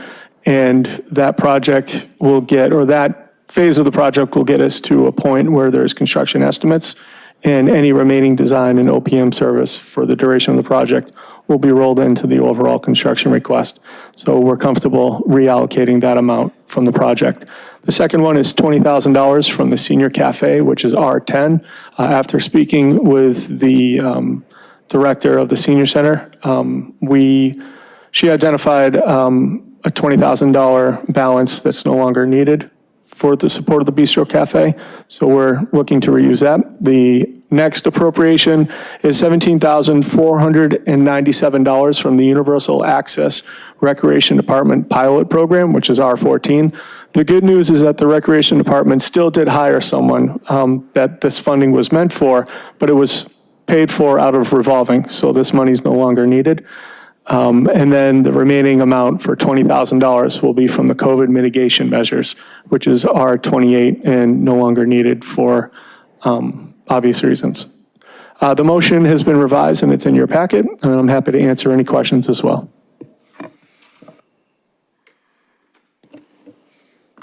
David? Yes, I think this is important to do. It's important to remediate the soil since this area is going to be a park. It needs to be safe for a park. The equipment is currently there because the contractor's been there, and so, and the arrangements have been made for the landfill to take the soil to. So both those are, have timing associated with them. And so it's, arranged such that we can do it now. It's not necessarily going to be at the same price later. And so I think it's important to move forward with this. Thank you. Alyssa? I'm happy to reallocate this funding. I'm so happy to hear that there's money that is not needed that we can reallocate. I do want to understand, though, what's the entity that's requiring this? And also I want to understand, and I want the public to understand why it's necessary, because years and years ago, we understood that there was lead and arsenic in the soil around that property, due most likely to the presence of apple orchards. There were apple orchards over probably half of Acton, where we have parks and conservation trails. Lead and arsenic are very heavy, and they don't move very far from where they are, how they've been deposited in the soil from the orchards, the pesticides that were used. So it's really important during, when you're digging, obviously, but not necessarily when you're walking. So I also would like to know what kind of remediation happened during the other soil removal to remediate the asbestos, because I live in that neighborhood. So, for months, has this dust from this dam removal been properly remediated? Because that's when the lead and arsenic travels, is on the dust particles during construction. So if you're gonna, be digging a foundation and building a house, you're gonna be concerned about it. But I don't know necessarily that there's a huge concern with just a passive recreation, a park. So I want to know what was done during the whole construction process, and also I want the public to be able to understand who's requiring us to do this and why. David, and then, or Tom. Tom, go ahead. So as part of the project, we hired a licensed site professional to look into where the soil was contaminated, and the licensed site professional is an expert in the state standards required here. And so these are state standards that are requiring us to do this. This lead and arsenic is not from orchards. I specifically asked that question, and the licensed site professional said that it's not in the right proportions to be from orchards. It is not naturally occurring. It was put there by people at some point. We really don't know why. This was unlikely to have been, become airborne and things, because it was actually found below the soils containing arsenic. So we removed the soils containing arsenic, and then the site was retested. Oh, sorry, asbestos, yes. We removed the asbestos soil and then tested it again and underneath there. And there are various ways to handle it depending on how the site's going to be used, but people lay on the ground in a park, right? And so I think it's first of all, it's state standards, and I think it's the right thing to do considering the use of this going forward. And we can kind of take care of it once and for all. I don't know if Tom has. Do you have anything to add, Tom? Thank you. I will, thank you for that explanation, David. That was great. The one thing I will add is that as part of our due diligence as a team, we also looked at alternatives, whether burying it and capping it at a different location throughout the park was appropriate. And both from a cost-effective standpoint and from a feasibility standpoint, it was not. So that's why we've recommended this course of action in front of you. Thank you. Cool. I have the motion.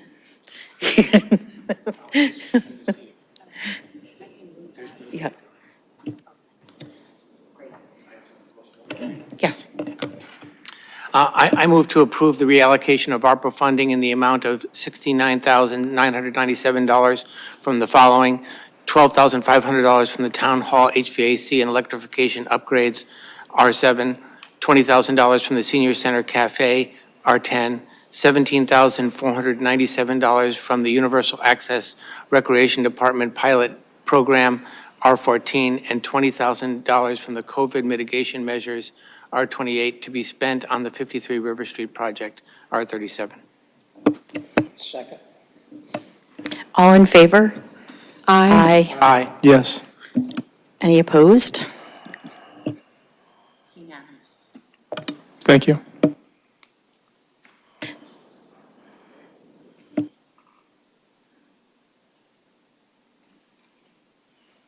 Oh, I just, in closing on ARPA, I think that looked like moving a lot of money around, but that's what we're trying to do here, and I think I've said it, is that with the December 31st deadline looming, we want to make sure that every penny from this funding is used, and as we identify projects that are either behind schedule and the money won't be used the way it was intended by December 31st, or in the case of the rec project, we did the pilot program, it worked one summer, and then we built it into the model going forward. So that's project's closed.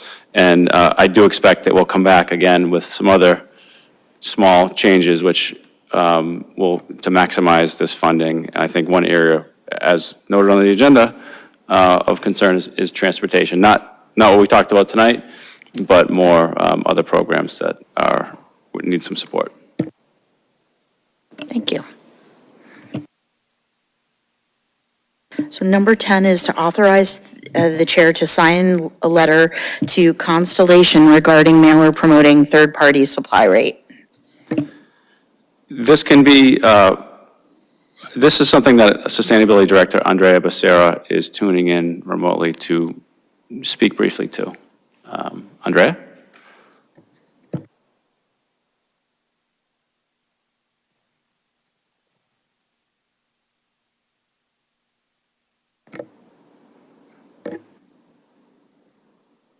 I just promoted you to panelist. Oh, there you are. Hi, Andrea. Can you all hear me? Yes, we can hear you. 1 second. Can't hear you. Can you hear us now? No. Yep, now I can. Okay. Can you say that one more time? Because I just want to double check. Can you hear us? Yes, I can. Thank you. Good evening, members of the board. I feel like it's been a while since I've been on here.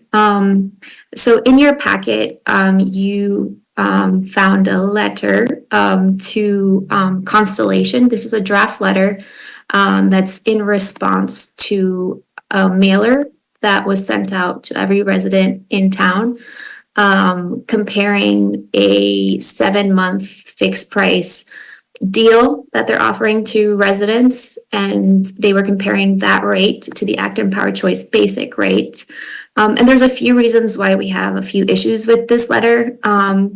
One is that we have a general issue with third-party suppliers. We've had a lot of issues with them in the past, with third-party supply contracts that fall outside of the Eversource basic rate or outside of the Acton Power Choice options.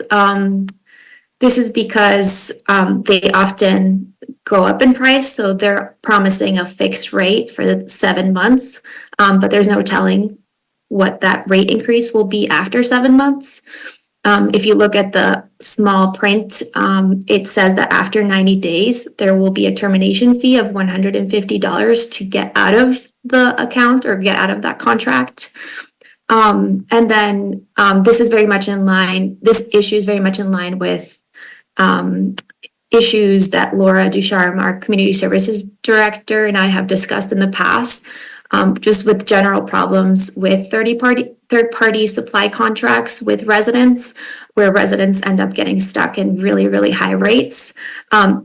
We recently spoke with a resident that was on a rate that was over 40 cents per kilowatt hour which is excruciatingly high. And that's not to say that this particular contract would go up that high, but we do see them jump up quite a bit. So that's one issue that we have. The second issue is that we currently have a contract with Constellation for our municipal accounts. And our previous Acton Power Choice contract was with Constellation. So we felt it was inappropriate for them to compare their contract with the APC contract in such a blatant manner, especially considering that consumers are more protected in the APC basic rate. The letter that you see here is directed to 3 different individuals connected to Constellation. There's Dean Bush, who was in charge of this particular marketing campaign.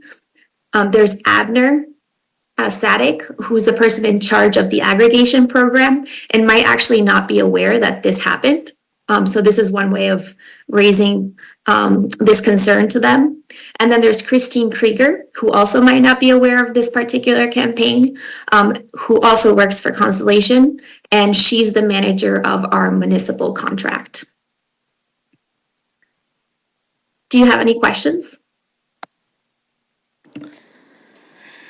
I have just one quick question. So we do still have a municipal relationship with Constellation, is that right? We do. Yeah. Yes. All of our municipal accounts, so all of our buildings are supplied by Constellation. Thank you. Any other questions or? So looking at the written material, I really frankly wonder why we are getting involved in this. Other than the fact it looks like we're trying to fight for market share. The offering that went out, it's very clear that it's only a 7-month contract. And I would presume that the folks that live in town can read this themselves and make these determinations as to whether this is a better deal than what Acton Power Choice has been offering. And I think, there's just more than a little bit of hypocrisy involved in this, where the town of Acton does not have Acton Power Choice. Town of Acton actually went with Constellation because it's cheaper, and went through the entire procurement process. So I don't understand why it's okay for the town of Acton to do that and not use the system that you've been pushing the taxpayers to use. And now you're trying to stop private industry from making the same kind of offering.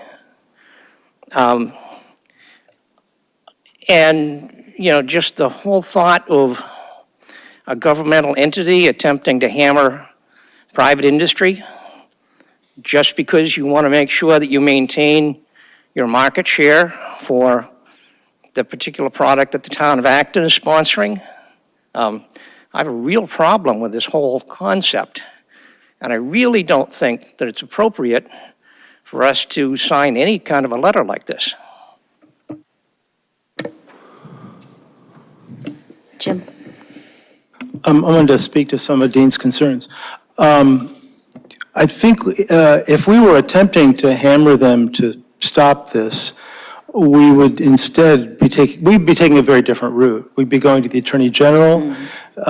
We'd be, threatening to sue. We'd be taking stronger actions. This is simply a communication to 3 different parts of Constellation to say, hey, this part of Constellation is doing something that you might be against your interests. So we want to make sure you were aware of it. The folks that are, might be bidding on potential Acton Power Choice contracts, for example, might look at this and go, oh, this puts us in a bad position, so let's stop doing this.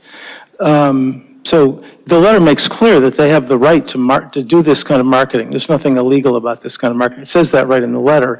It's just, it's just trying to wake up the different parts of the organization in case there are different parts of the organization that don't want this sort of thing to be happening. So I was okay with this letter, the way it was written.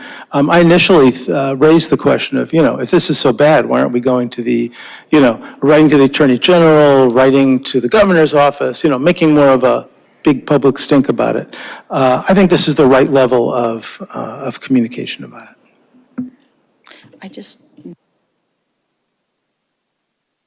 I keep turning it off there are some members of our community that may see this and think of it as a good deal and not read the small print. And that 150, it's just deceiving, I think. And there are members in town who get into contracts and it's not fun. So that's my 2 cents. Madam Chair, if I may. To use that as an example, are we going to start second-guessing contracts that are offered by, Comcast and Xfinity and all sorts of other contracts? Is it our duty to start advising members of the public which kind of contracts they should sign?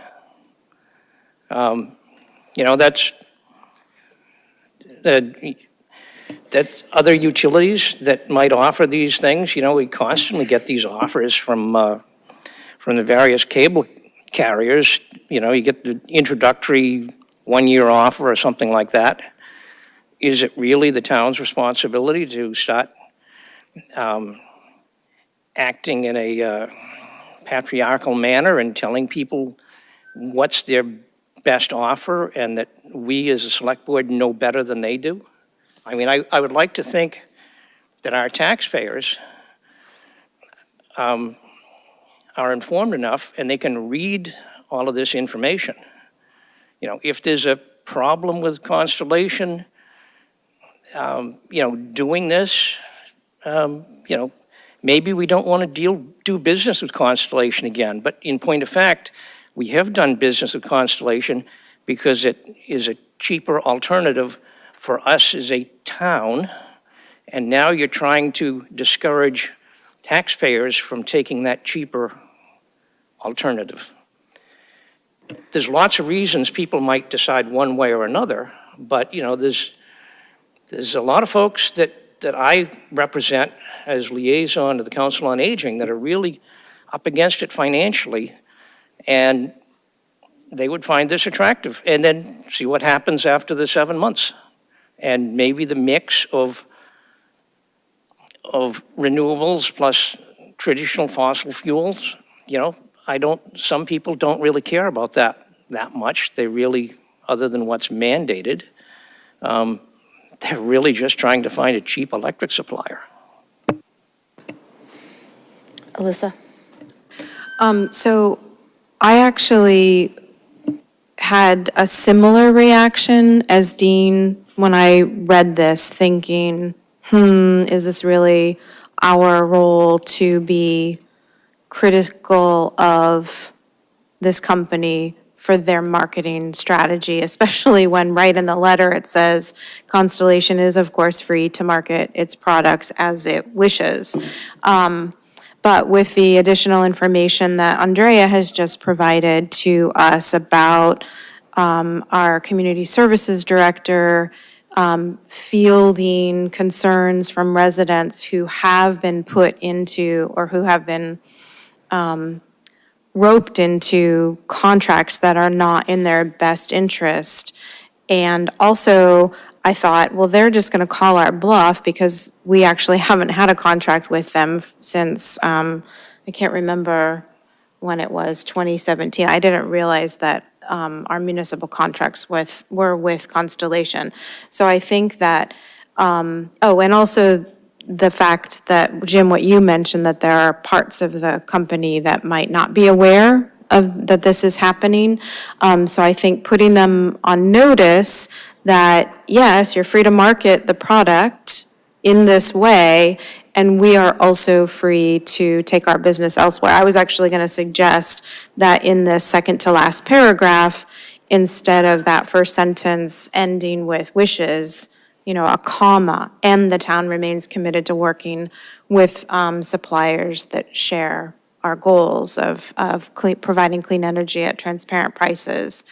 And Dean, I hear you on the questioning the role of the town in alerting and educating residents, but we won't start doing that with this. We already do this. There are so many workshops that the police department and the senior center provide for residents and seniors to alert them to scams and offers that are too good to be true. In fact, on the Acton Power Choice website, all of this information is there, like how, there's an FAQ which lists, like, what if I get this offer, how do I decide if it's better for me? And it literally spells out, well, pay attention to the months because the rates change in summer versus winter. So look at what might happen at the end of your 6 months or 7 months of this great locked-in deal,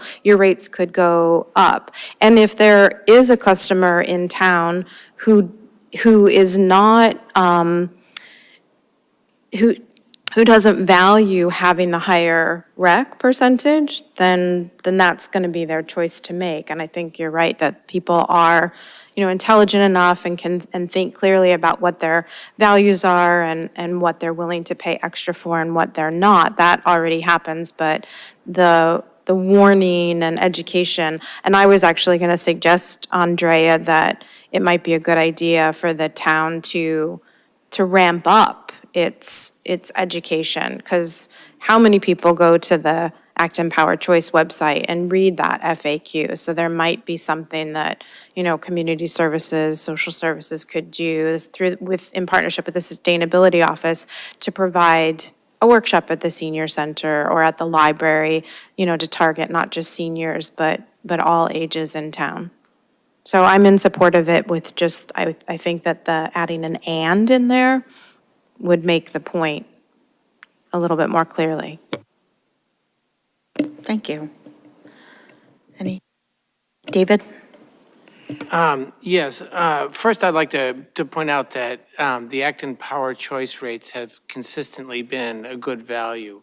Using the Eversource standard rate as a reference point, most of the time the Acton Power Choice rates have been under that. There was a time at the end of the pandemic where they dipped below our rates before we reduced our rates. But in general, they've been a very good value. So it's not like people are paying extra for the privilege. And secondly, I would agree with that it's, if this offer had just promoted a 12-cent per hour kilowatt hour rate, that would be fine, right? If someone wants to pay a lower rate, let them go do that. But that's not what this offer is. This offer is one of the epidemic of rip-off electrical service offers that the Attorney General is fighting. And so there are all these offers where they give you a loss leader rate and then they go above the Eversource standard rate. And people pay exorbitant prices for the majority of the country because they're not paying attention to all the small print. They see the 11.99 cents per kilowatt hour. Wow, that's a couple cents better. Let me do that. But then they get ripped off at the end of the contract. And so I would be, again, okay with that, but that's not what this is. So I am in favor of the letter. I'd be happy with the minor edits that Alyssa has offered. But in general, I think this is a good and fair thing to do.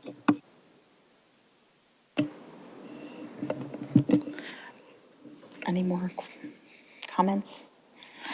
Do we have any online? Jim, did you have any? No. Any online callers? If you're able to speak. Hi, it's Tara again. I love what Alyssa said and share concerns regarding what Dean said about patriarchy and hope he works hard to reduce patriarchy wherever possible.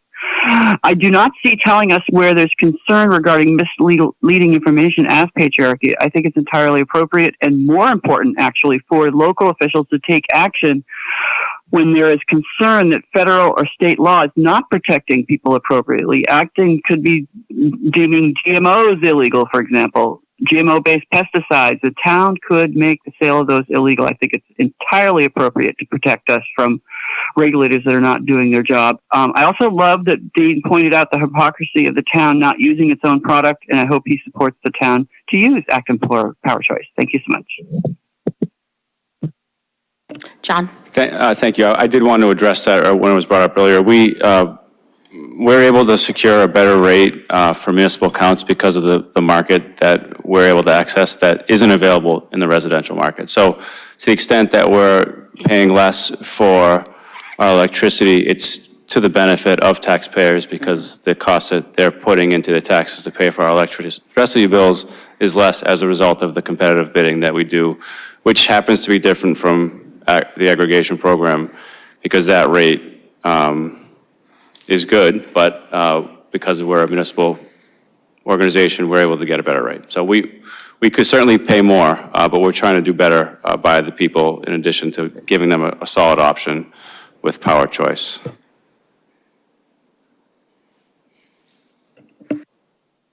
Alyssa? Can I move motion? Sure. I move to authorize the chair to sign the letter to Constellation regarding mailer promoting third-party supply rate. I'll second that. Did you want to make an edit or just leave it the way it is? With the minor edit I suggested. Could you just state that again, please?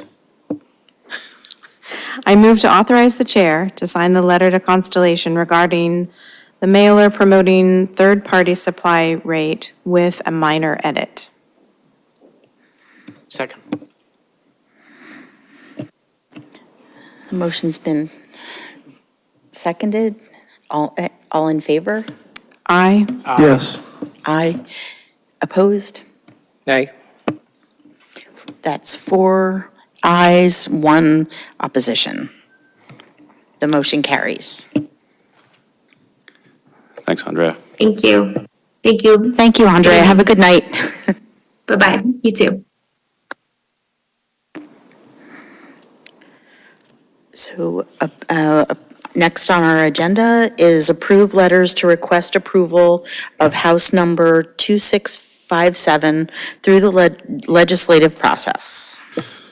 Thank you. So under Mass General Law, police and firefighters are required to live within 15 miles of the department and the community that they work in, which I think it made sense 40 or 50 years ago when it was harder to track people down, but it really doesn't make sense in a modern organization. And what it's really doing is limiting our ability to attract diverse and qualified candidates for public safety openings. It's a problem that we've had for a few years. We've tried to address it with our partners at the State House by changing the law for everybody and found that to be a path that was more complicated. So Acton Town Meeting, after the board approved it, actually did a home rule petition that said, just for the town of Acton, we change ours, and we have the ability to change ours to be more than 15 miles, subject to collective bargaining. That was sent to, Representative Cena brought that forward a year and a half ago, and it kind of didn't go anywhere, or it went to committee, I guess you could say, and it was bundled with several other bills related to civil service, and we're hoping that it will maybe get heard in the next legislative session. So this is really more of a request for the board to help us provide a reminder to how important this is to our organization.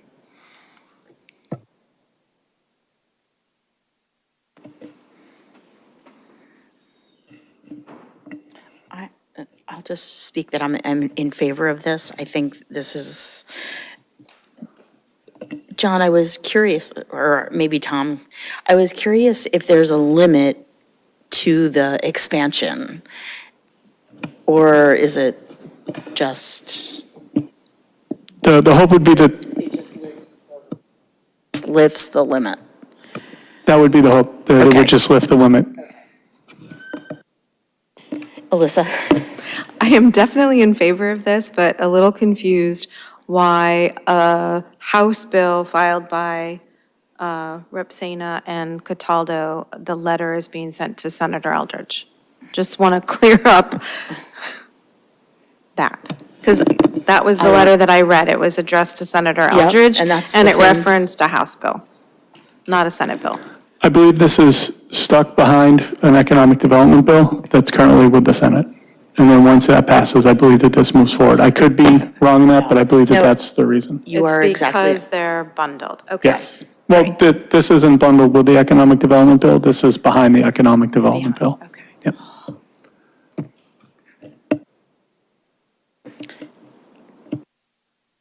I'm also in favor of this, but I can't resist the opportunity to remind us that Massachusetts has the least transparent legislative process of any state in the USA.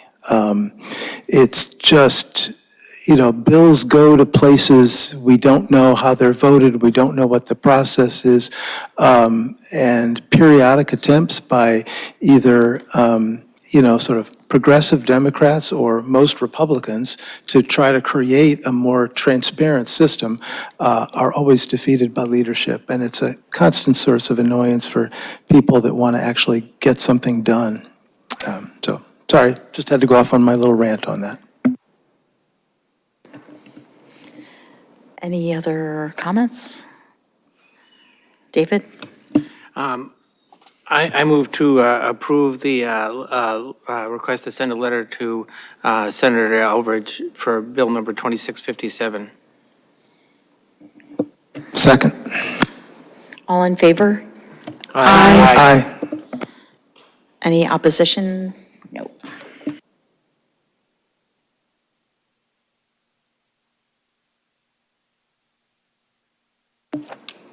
Number 12, approve request for new streetlight installation at the Nash Road, Downey Road intersection. All right, so what you have in front of you and in the packets tonight is the first request that has gone through this new process through DPW, where residents or any abutters could submit a request into DPW requesting a streetlight be placed in a neighborhood or an intersection, and it's held to a policy that the select board approved a while back, years ago, not a couple months ago. Inside the packet, you'll see that there is a policy. We're still digging through old select board policies to identify exactly when things were approved. But the request for a streetlight at Nash Road and Downey Road meets these requirements. If you look at the second page, there's a map that identifies where all the streetlights are at the intersections in that neighborhood, and this is the only intersection that does not have a streetlight. So the recommendation from DPW, police, and fire have all been that this move forward. David? Yes, I agree with the map and the placement of the light and et cetera, except the only thing I was wondering is whether the other people at that intersection were notified and asked if they had comments or were invited to this session tonight. Thank you for that question. So the homeowners along Nash Road, there are four different properties that were notified. I do not know if anybody along Downey Road was, but I can tell you that the abutters in that area were notified. Thank you. And were they told that we'd be considering the item tonight? That I don't have that information. I don't believe so. Oh, so they were that's also fine. If they were just told to, if they had an opinion, to contact the DPW. Correct. And they did not write a letter or call DPW or an email or anything. Okay, thank you. Thank you. Jim? Was it just me, or was there not actually a old policy attached? And was there actually the letter that was sent out to the homeowners not attached? When I scroll down, I stop at page 2, but maybe that's just me. You had it? Okay. The policy got added, but I don't see the letter Okay. that was sent to the Madam Chair, if I may. Yes. It's part of an email. It wasn't a formal letter that was issued. In the revised packet, that is on page, 1, 2, 3, I believe it's page 5. Oh, okay.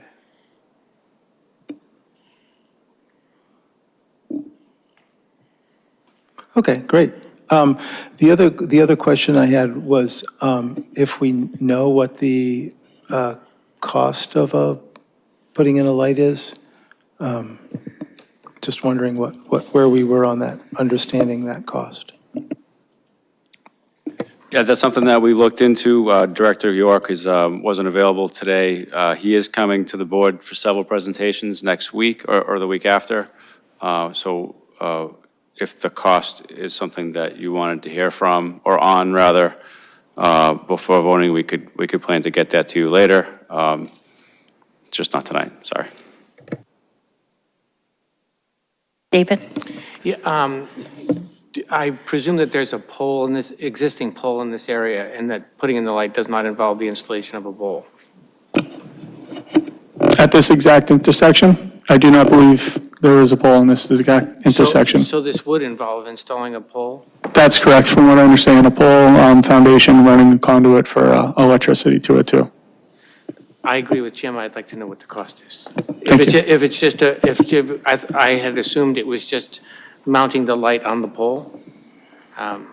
Maybe I didn't read it closely enough, but okay.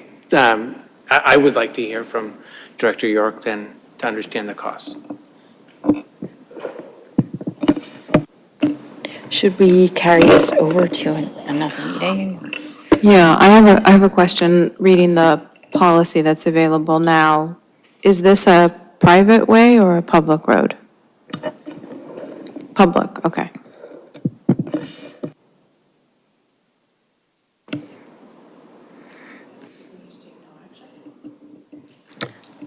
Should we take no action? Yeah, you could just say, we'd like to hear more about this at a future meeting, Yeah. and we can bring back more information. Great.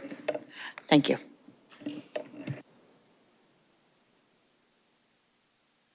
Next, approve posting of state warrant, excuse me. Approve posting of state warrant for upcoming state primary on September 3rd, 2024.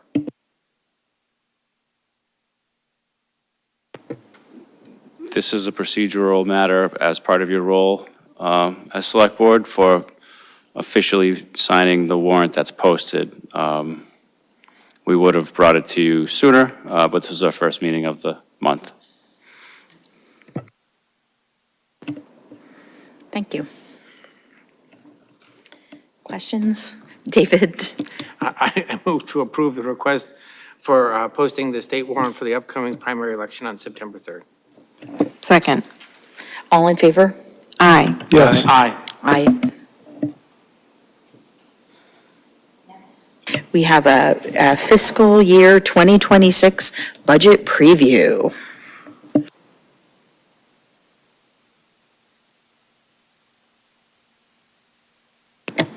Good evening. In the tradition of budget presentations, I'm coming over here. Hope you don't mind. I wanted to give a shout out to the Finance Committee members who are here hanging on. But I talked to them. They'll be tuning in from ActonTV or YouTube channel. So this is not something that we've done in my time here. Give a preview of the budget. We sort of just started the process and then told you about it in passing. But I think what happened last year during the fiscal year 25 budget is something that I'm really proud of. I think we had a very inclusive, engaging process to develop a budget, whereas in many years it would be, we get the select board goals and then we spend time figuring out with departments and we come back to you in December and say, here it is. Last year, we came to board meetings every month and gave an iterative update on the budget process. And I think it really added a lot to the ultimate recommendation, which of course was supported by 1,880 people at town meeting. The budget and an override that helped support it was also voted on and supported at a ballot a week earlier. So I think the results spoke for themselves, and I think it's a process or something similar that I want to emulate going forward. So that's why I wanted to start with the preview tonight. and walk you through where we're at and what we're thinking, and take it from there. So just to recap where we left off, this is the ALG plan that was published in the warrant. I don't expect you to be able to read this, but I know you all have it pretty well remembered what it says. The override increased revenue by 6.6 million. In FY25, which is the year we're in right now, we retained 1.2 million of that as on tax levy. We forecasted through the ALG process, which starts again next week, that at least 800,000 would be untaxed going forward, and perhaps that number would be increased or depending on what the ALG talks about. Last year, to bring this budget forward, we used just over $2 million in free cash as part of the revenue for our FY25 budget. And what that brought forward was an expense budget that increased 3.9% when you don't consider debt. And in our ALG model, we're forecasting a 3.7% increase going forward. Of note, the Minuteman High School Regional School District is forecasting a 23% increase, which is something that we've become accustomed to and we'll continue to discuss ways to work through. If you go looking at just the budget that's presented in the town manager's ledger last year, this is just more detail about the actual budget numbers, which you've seen before. I wanted to talk a little bit about the capital projects that were approved as part of the 25 budget.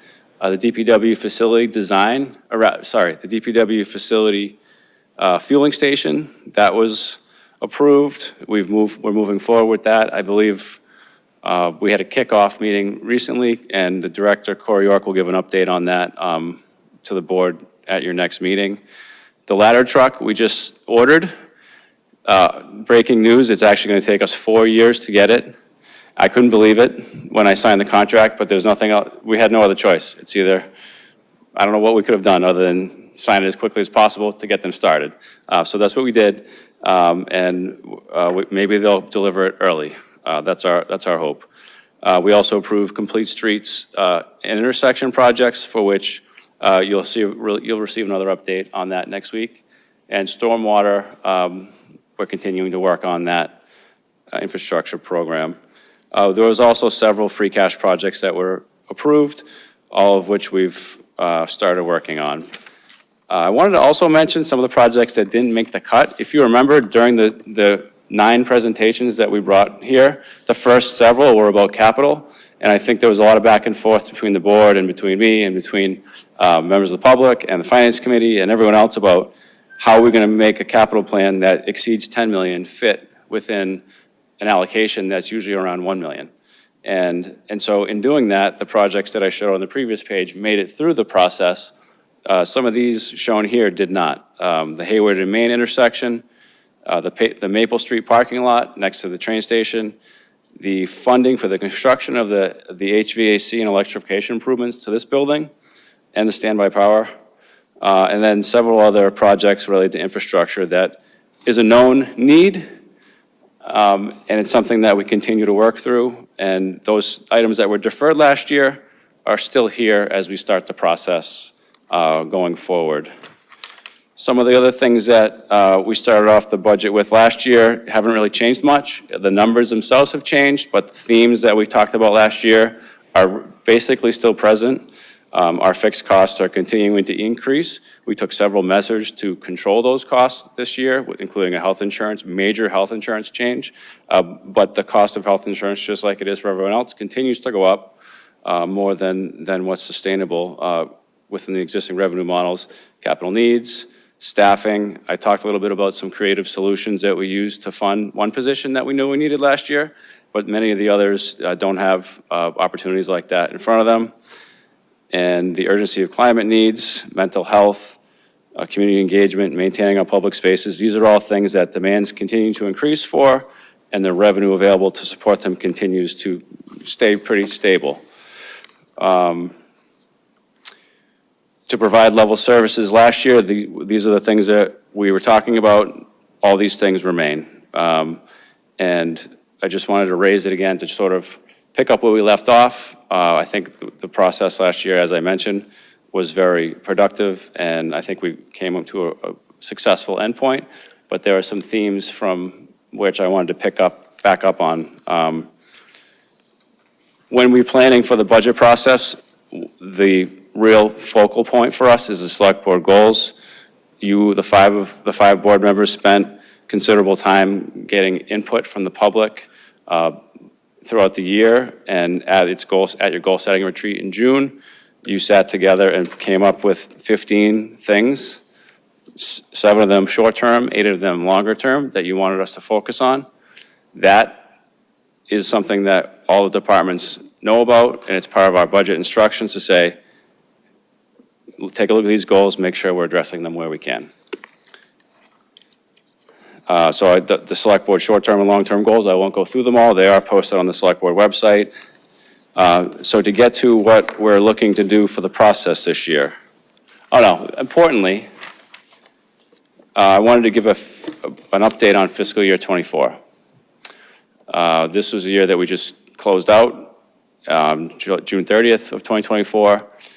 And the good news is that we had a very strong revenue year. Motor vehicle excise tax was stronger than we projected.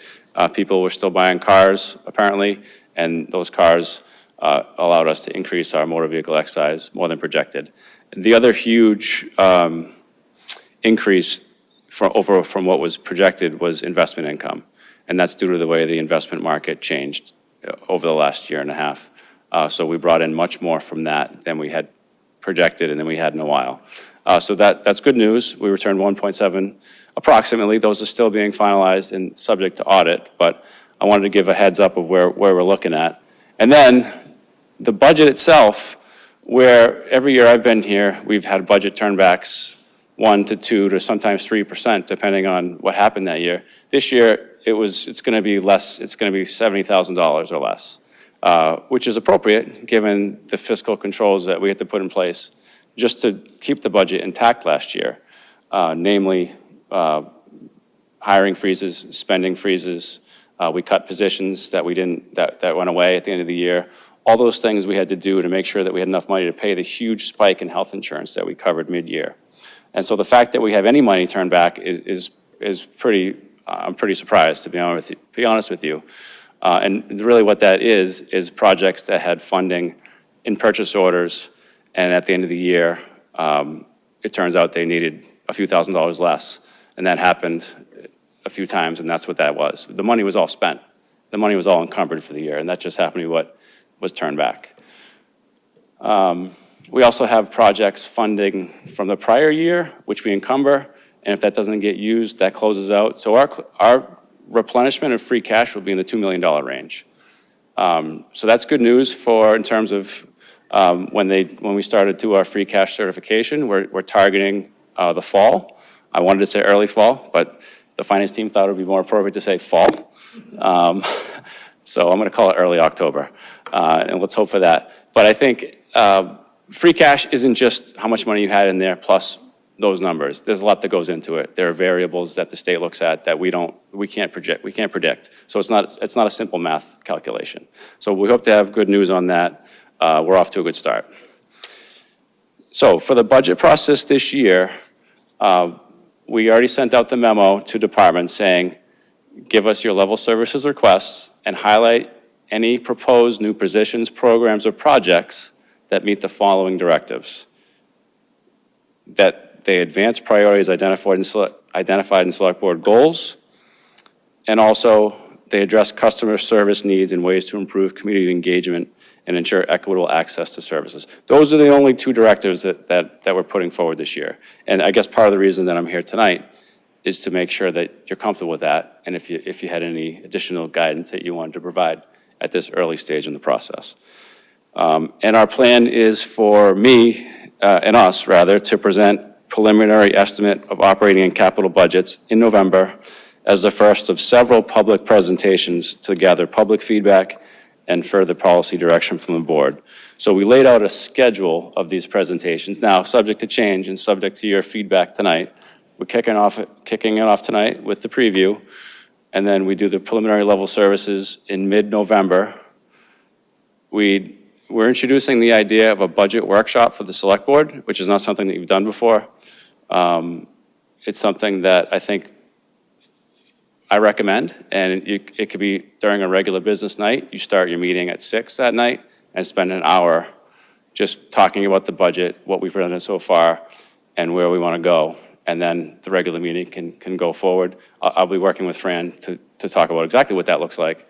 That's just one concept that we're gonna think about. After that's completed, we would plan to present the town manager's recommended budget in the first week of January, which is a little bit later than the last few years, but it's to make room for this process that I've identified. Then we would have the joint workshops with the Select Board and the Finance Committee here in this room, where all the departments come up and talk about the services that they're providing, the budget requests that they have before them, and answer as many questions as we can live. We're planning 2 nights. I've scheduled tentatively it to be the 14th and 15th, or the 14th and the 21st, or some combination of those 3 nights, depending on how it all works out with scheduling. I just wanted to put those on the calendar now.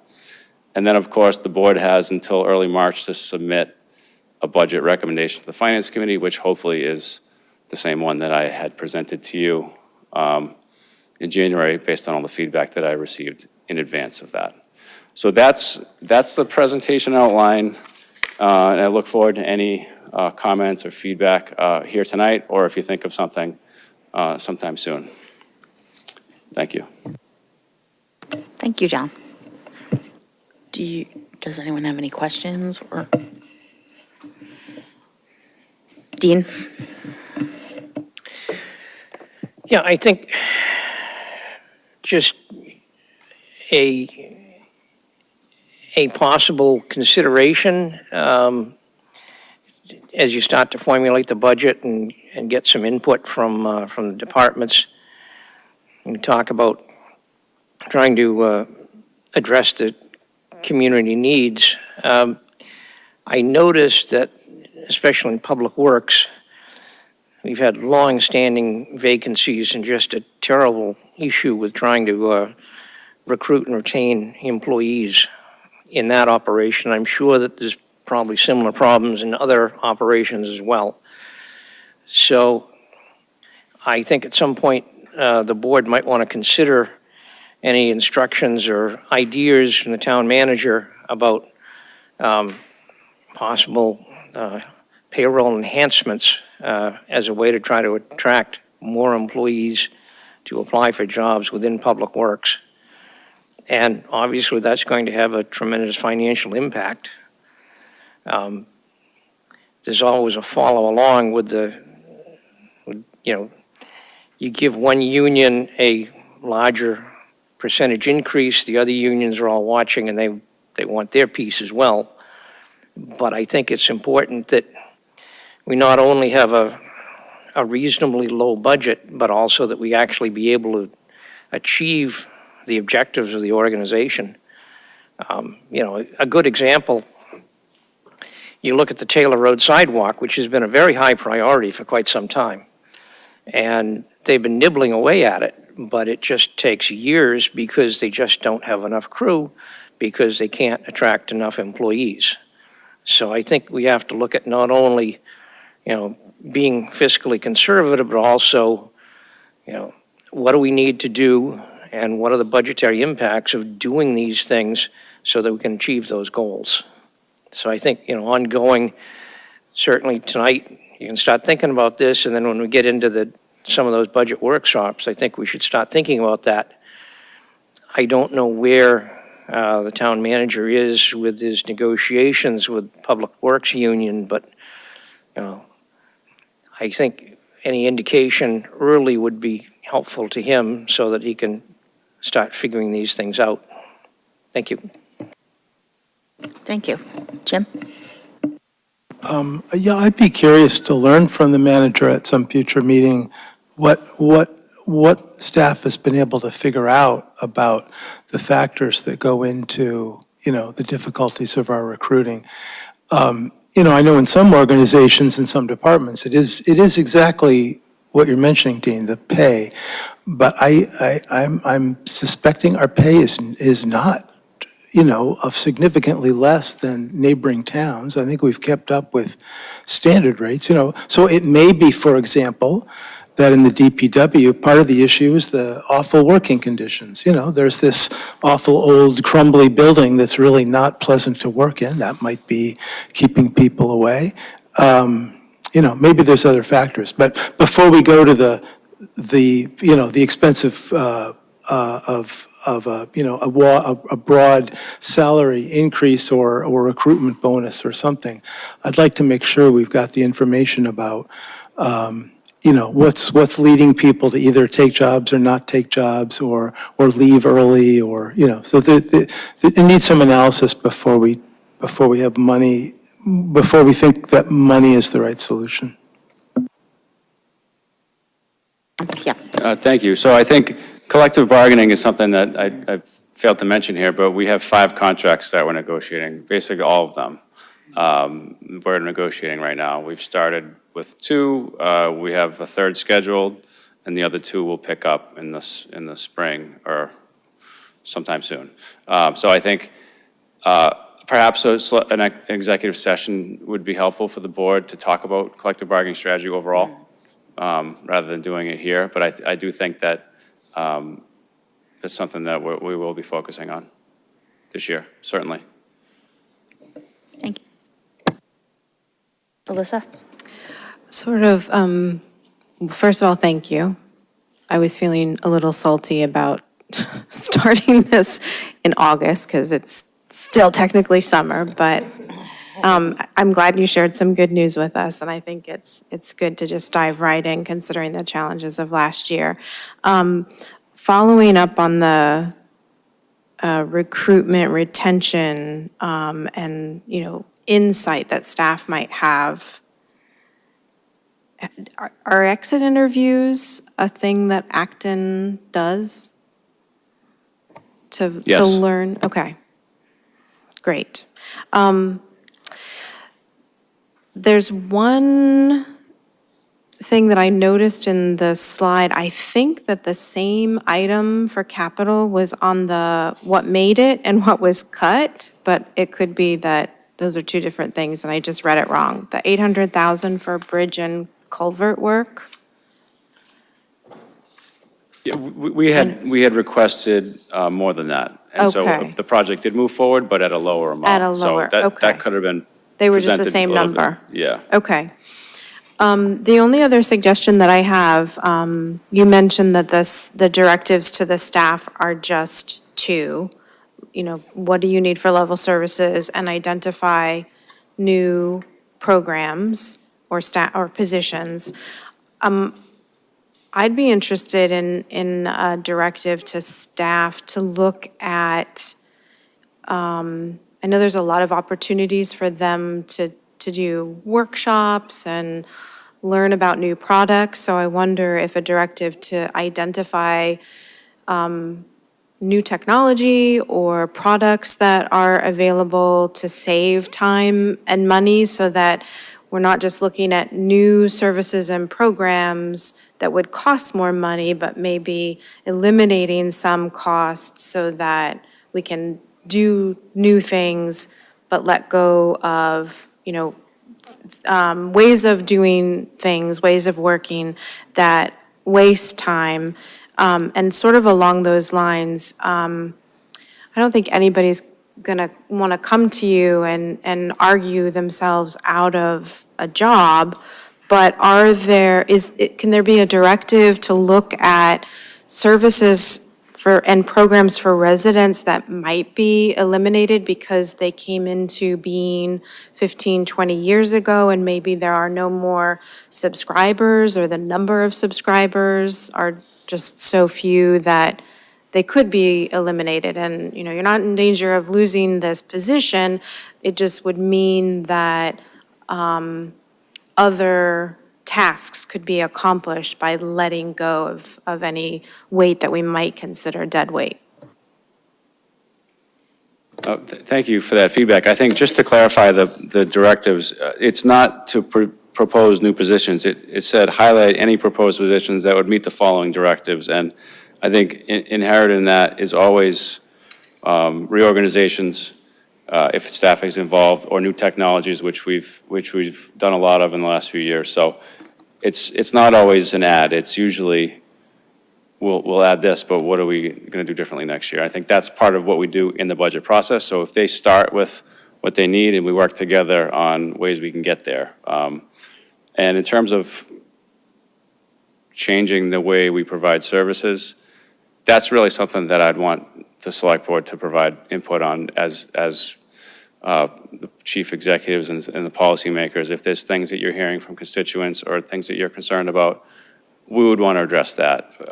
There's nothing that comes to mind that, I mean, other than some practices that we've already changed. I mean, we stopped doing paper permits, and the staffing in the land use department is less now because we have OpenGov software, which does the work that we used to have 3 clerical people do. Now we can do it with 2.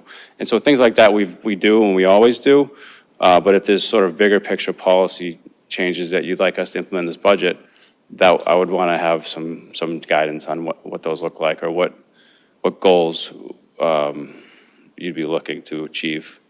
Because all the services we provide help somebody, or some people. And some of them don't help a lot of people, but they help people that really need it. So it's hard for us to say that we're not going to do that anymore. That's something that would come from others.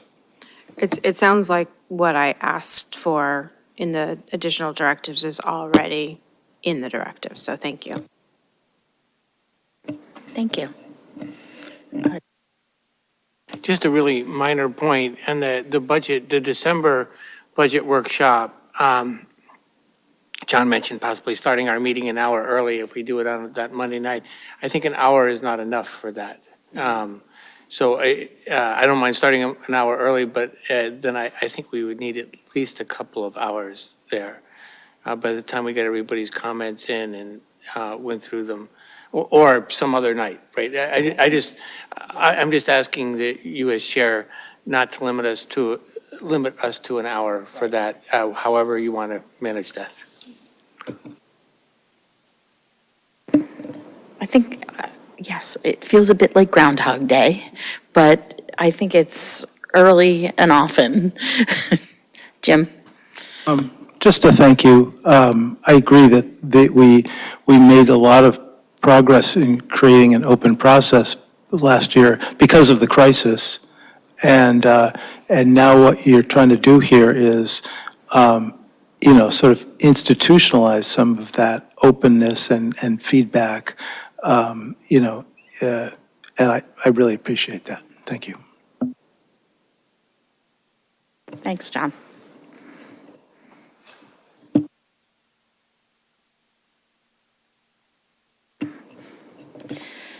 So in the same vein,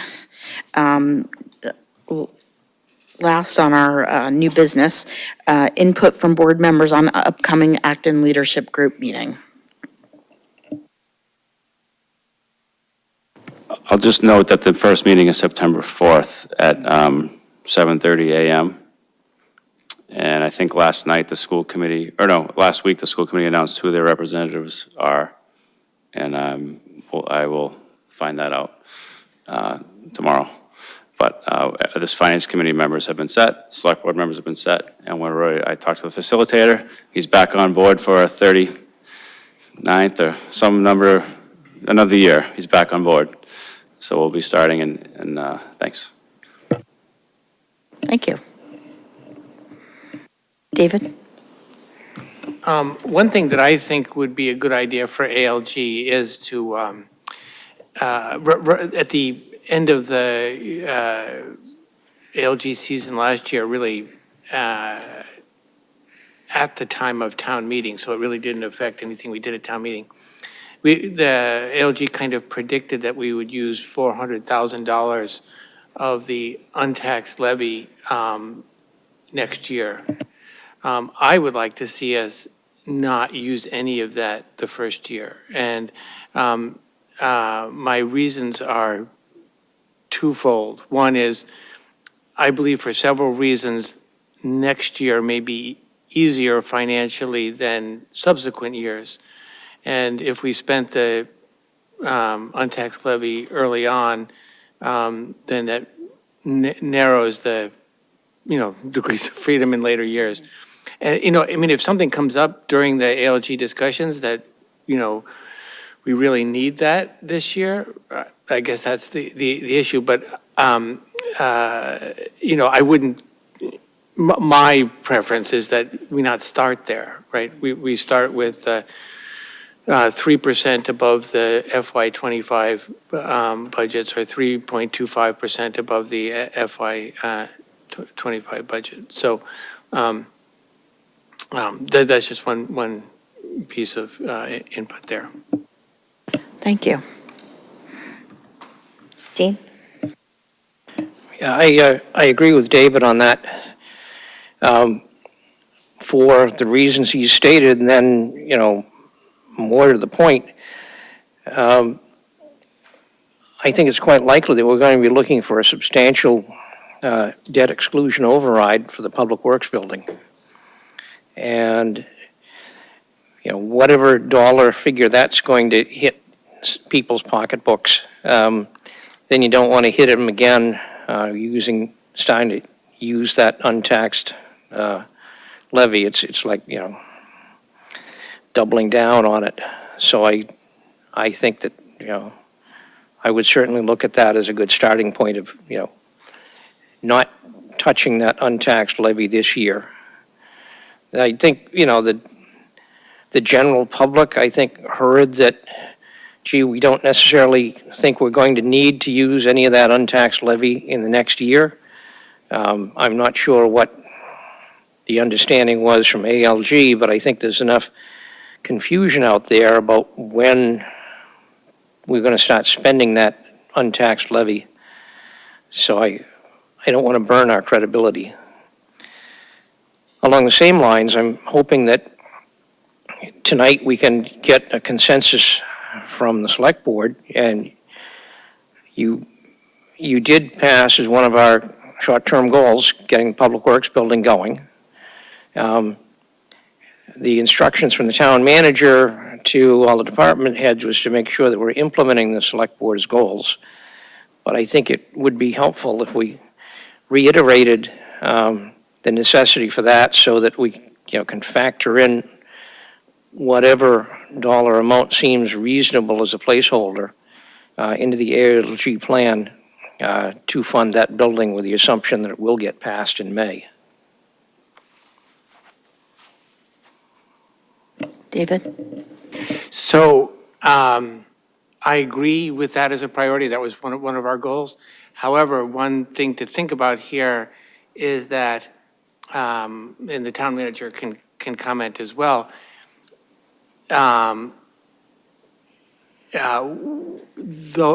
any excluded debt that we have for a DPW facility past the town meeting will not hit almost certainly in FY '26. There'll be no effect. And in fact, it'll probably hit at the earliest in FY '27 and maybe FY '28, right? So usually there are financial means to get you through construction, and there are a couple ways of doing that, and that's really up to the finance department. But then those are rolled over into the bonds when the construction is done. That's usually the way it's done. It can, there are several, the financial environment of the country and stuff can affect that. But I think that, it won't affect next year's ALG.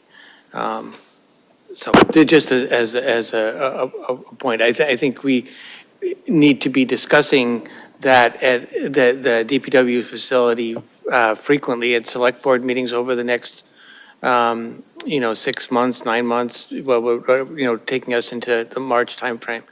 So to allow the public to have input, allow us to present what we're doing. Anyway, that.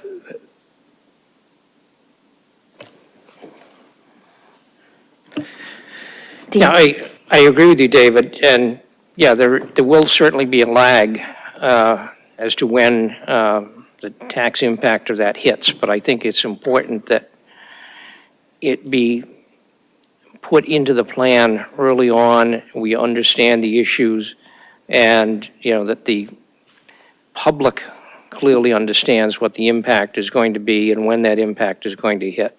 So it's, along the same lines what you suggest about bringing the project forward at many town select board meetings, it's sort of an ongoing educational process. And I think getting this plugged into its proper location on the proper sheet of the ALG plan is part of that education process.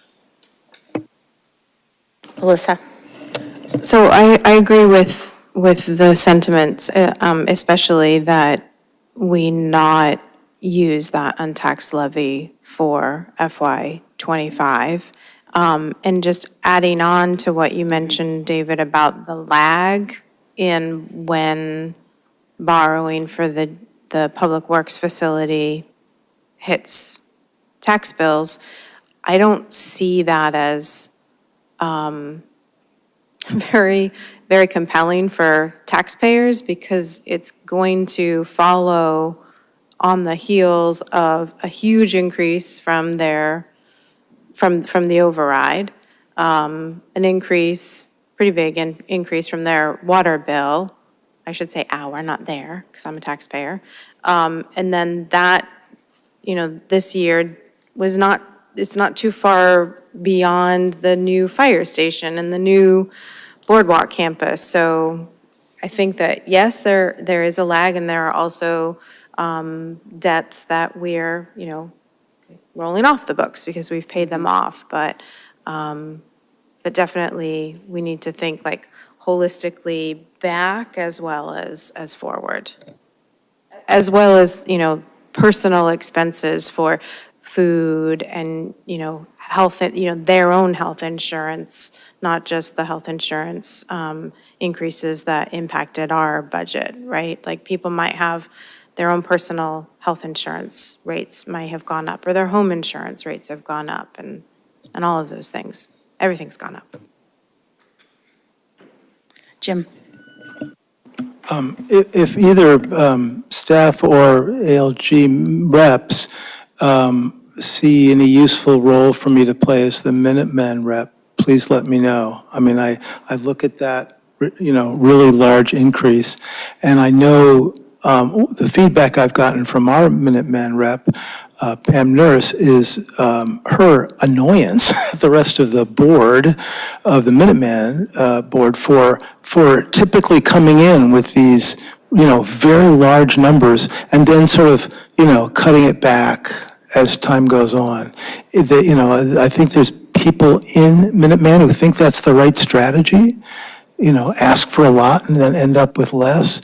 But it's what Pam's been trying to communicate to the rest of the board is that it's causing them to lose credibility, and it's causing them to lose support. And the Minuteman program is so important, I don't want that to happen. But if there are any specific questions or concerns that, I can communicate via Pam back to Minuteman, I'm happy to do that. The other comment is about the Public Works facility, because I agree, this is going to be, it's a large number and a really important building. So at the same time as I'm happy to be committed to, continuing to, present the importance of this building. But at the same time, I need to be reassured from time to time that the building committee and the architects are working really hard on the value engineering. That the reason we backed off from this project years ago was because the cost was too high. I'm sure you're going to do that, but I'm going to need to hear that from time to time. And I think the public will need to understand it too, that, we're not saying, oh, it's been so long that this time we have to have a gold-plated building. I know because I know you, Dean, that you're going to try to figure out how to bring this in at the lowest cost that still meets the needs of the building. But I think we need to hear that out loud from time to time, because it's such a big number. Alyssa, and then we'll Just- take online. Yeah, just one last comment about the untaxed levy. I think that another reason it's important not to use it for FY '25 is because our partner in the school district, the AB school district, not Minuteman, is putting together the budget task force. And so I think that we really need to give that process through ALG our all. We owe that to the public, who narrowly voted for the override, to find as high of a cost savings, cost-cutting measures as we can through that budget task force. Thank you. David? Well, one unusual thing this year is the school budget may be limited by Buckborough. In previous years, it was almost always limited by Acton. Because of the ALG process and because that we were up against the limit of Proposition 2.5 most years, that we limited it. And, you know, some years, I don't think that was true last year, but some years Buckborough might have wanted a higher number and couldn't get it. This year, I think we're going to be dependent on what the Buckborough Finance Committee does, and that may limit the school budget. But we don't know that yet. I don't think that they've definitely said that they're going for an override or not. So we have to see what happens there. Thank you. Jim? Since people were commenting on the use of the untaxed levy, I just wanted to remind us that last year's ALG group did, have consensus. It wasn't a very, deeply fought consensus, but it was a consensus to use $400,000 of the 1.2 million. I mean, it's in the plan, which we agreed to. But but again, our concentration was on the column for the current year. But there was we did agree that that was a reasonable number to carry forward. So I'm still in favor of spending less if we can. But I'm recognizing that it may be an uphill battle to change the general thought of the new ALG to spend less. David? So I just want to respond there, just a little bit of a clarification. I think that last year's ALG put that in because members wanted to be realistic, right? They didn't want to assume nothing and then have to spend it. And I argued against that at the time. And, most members of ALG at the time felt a different way. But I think there's this philosophical thing about the ALG plan is whether you want to try to be realistic or use it as a tool to manage how we apportion the revenue. Anyway, I think it's important to, as part of spending the taxpayers' money wisely, to start with an assumption without that in there. That's just mine. I mean, the consensus of ALG may end up being different, but I think for the reasons I mentioned, that I think this is not going to be the hardest year of the next several. That we need to keep that untaxed levy around a little bit. Jim? Yeah, on the same lines, looking at next year's ALG plan, it does start off with a $1.7 million deficit.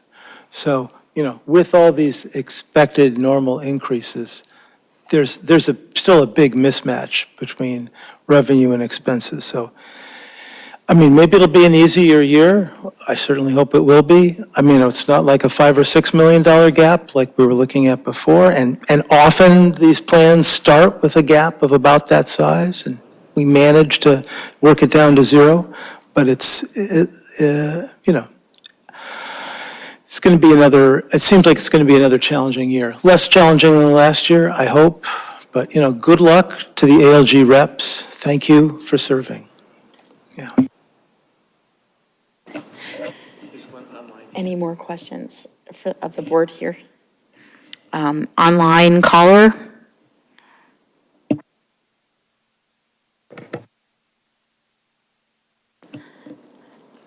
Jason, can you hear us? Thank you. Yep. Yes, I just received the ability to speak. Thank you, Madam Chair, for letting me make a comment. I would ask you to please ask your liaison to the Finance Committee to comment on something that has not yet been officially ratified. We're having our point of view conversation tomorrow night, and God willing, we'll have the earliest point of view we've ever had. But we have discussed the topic of debt exclusions, capital overrides, whichever term you prefer. And I would ask you to please have your liaison report back to your committee about the unanimous sense of the Finance Committee regarding debt overrides.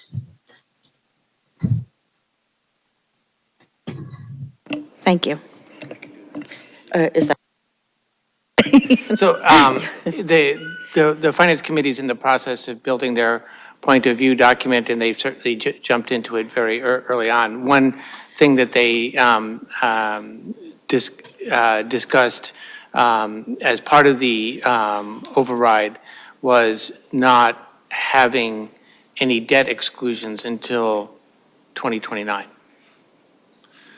And so that's their point of view. I completely understand with it. And that's because over the next several years, and I think Alyssa alluded to this a little bit, there are 2 times where current debt rolls off. One I think is in FY26 and one is in FY29.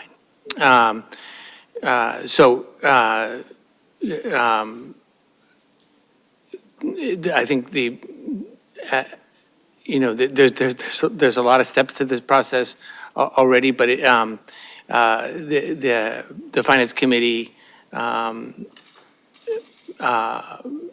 may oppose the DPW's facility based on not approving the debt exclusion until 2029. I think there are lots of considerations there, though. I mean, I respect the Finance Committee's point of view, but that debt rolling off is, I think, not the only consideration myself. So, I mean, I completely understand where they're coming from. They want to get the debt down to a particular level before they exclude more. So. Thank you. Any more discussion? This will be an ongoing discussion. Thank you. Moving to the consent items. 16, approve meeting minutes July 8th, 22nd, 2024. Approve executive session minutes July 22nd, 2024. 18, appoint Brandy Rando as parking clerk for the town of Acton. Hold. 19, approve appointment of Brandy Rando as assistant treasurer per Mass General Laws, Chapter 90, Section 20A. Hold. 20, approve one-day alcoholic beverage license applications. Acton 250 Committee Memorial Library Meeting Room, October 1st, 2024. Ironwork Farm in Acton Incorporated, 5 High Street, October 5th, 2024, I'm assuming. I'm not going to be around in 34. Sparks Hockey Nara Park Picnic Pavilion, September 5th, 2024. Taryn Gabe, Nara Park Bathhouse, September 21st, 2024. Tatiana Perez, Nara Park Bathhouse Pavilion, September 8th, 2024. Accept a donation from the Acton Lions Club for $2,200 towards upcoming events sponsored by the Acton 250 Committee.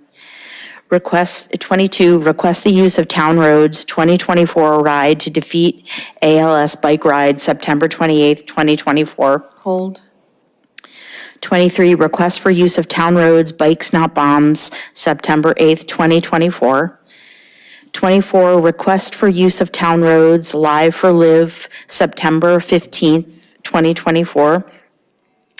25, appoint Denzel White as a constable for service in the town of Acton with a term to end on August 30th, 2027.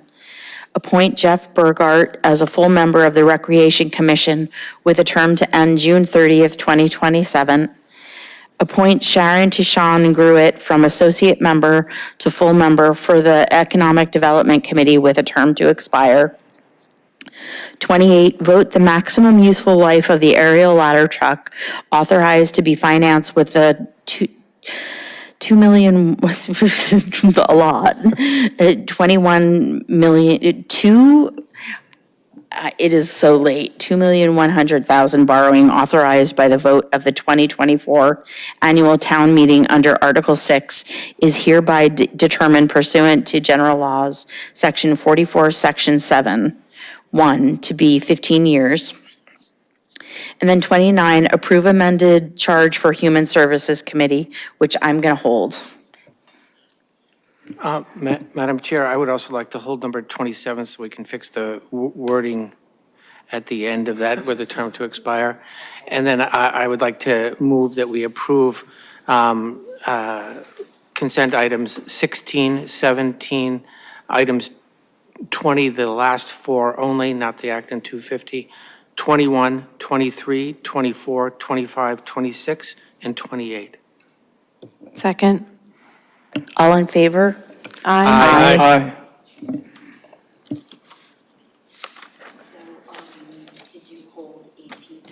Yes, I held 18 and 19 only because I don't understand, is this a reappointment? I didn't see any documentation in the meeting packet about Brandy Rando's appointment as parking clerk and assistant treasurer.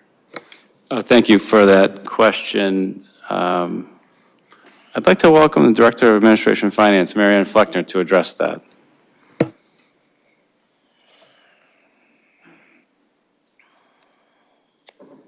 Hi, good evening. So Brandy Rando for the parking clerk.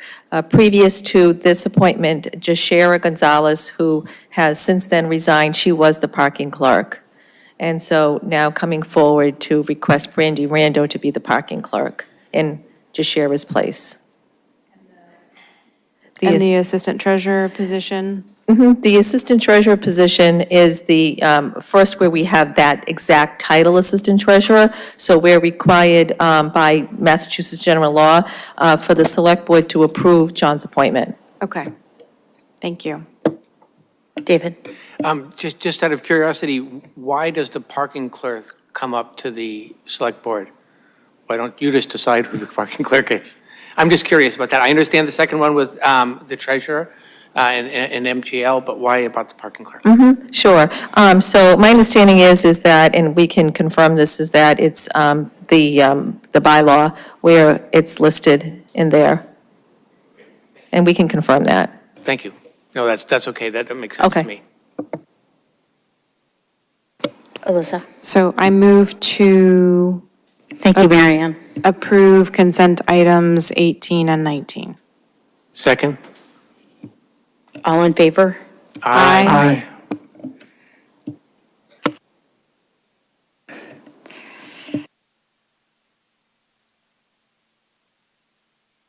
Yeah, the Acton 250 one-day alcoholic beverage license, I need to hold because I wish to recuse myself because I'm actually the applicant that filled out the paperwork on that.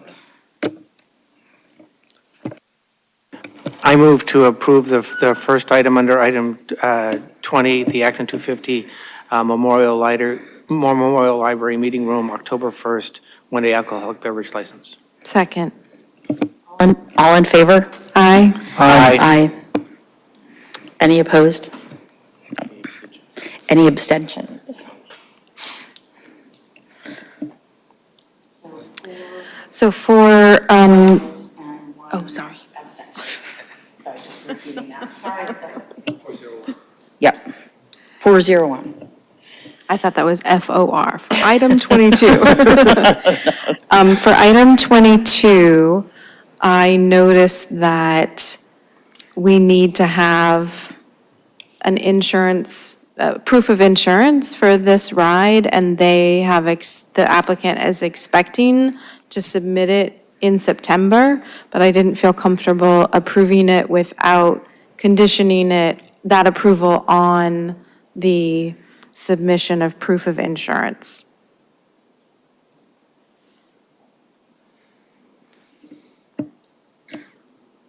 John? So the motion could be amended to state that, and that would, then Okay. it still could be approved tonight, subject to them providing it by By the some date. event date. Yeah. So I move to approve the request for use of town roads, 2024 Ride to Defeat ALS bike ride on September 28th, 2024, conditioned on the submission of proof of insurance before the event date. Second. All in favor? Aye. Aye. Any opposed? Abstentions? Along to 27. Yes, Lisa, would that be June 30th, 2027 for term to expire? I would have to check with the town clerk. I don't have that information, I'm sorry. So. So if- could we bring that back at the first meeting in Sure. September then? Yeah. Thank you.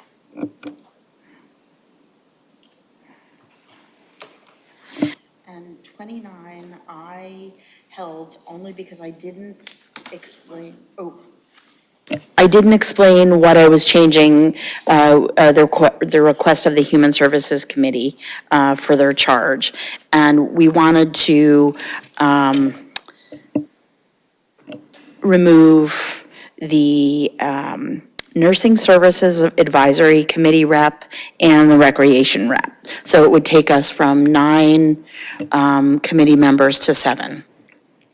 We've been having difficulty enticing, other committee boards to join.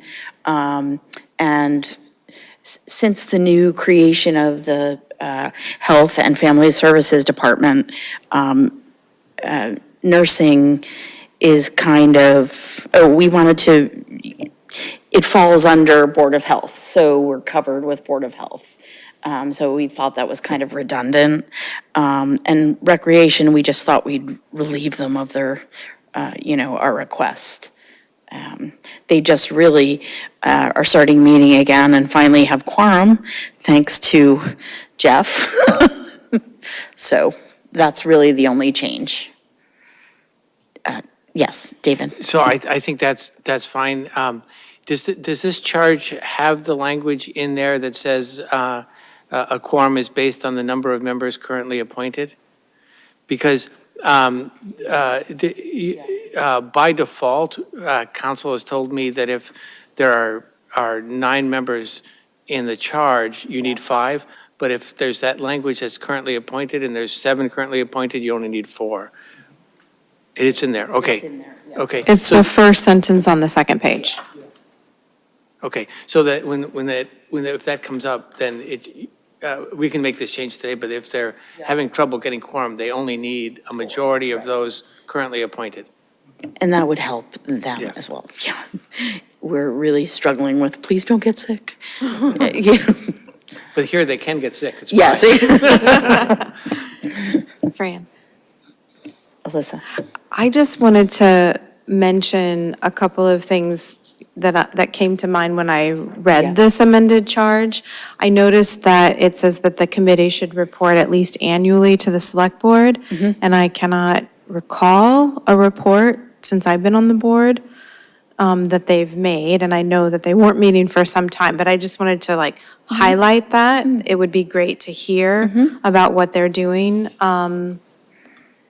And then, the second thing was, part of their charge is outreach and education, and I've seen Laura Ducharme, who's the staff member supporting this committee, at different events. So I saw her at National Night Out a couple weeks ago.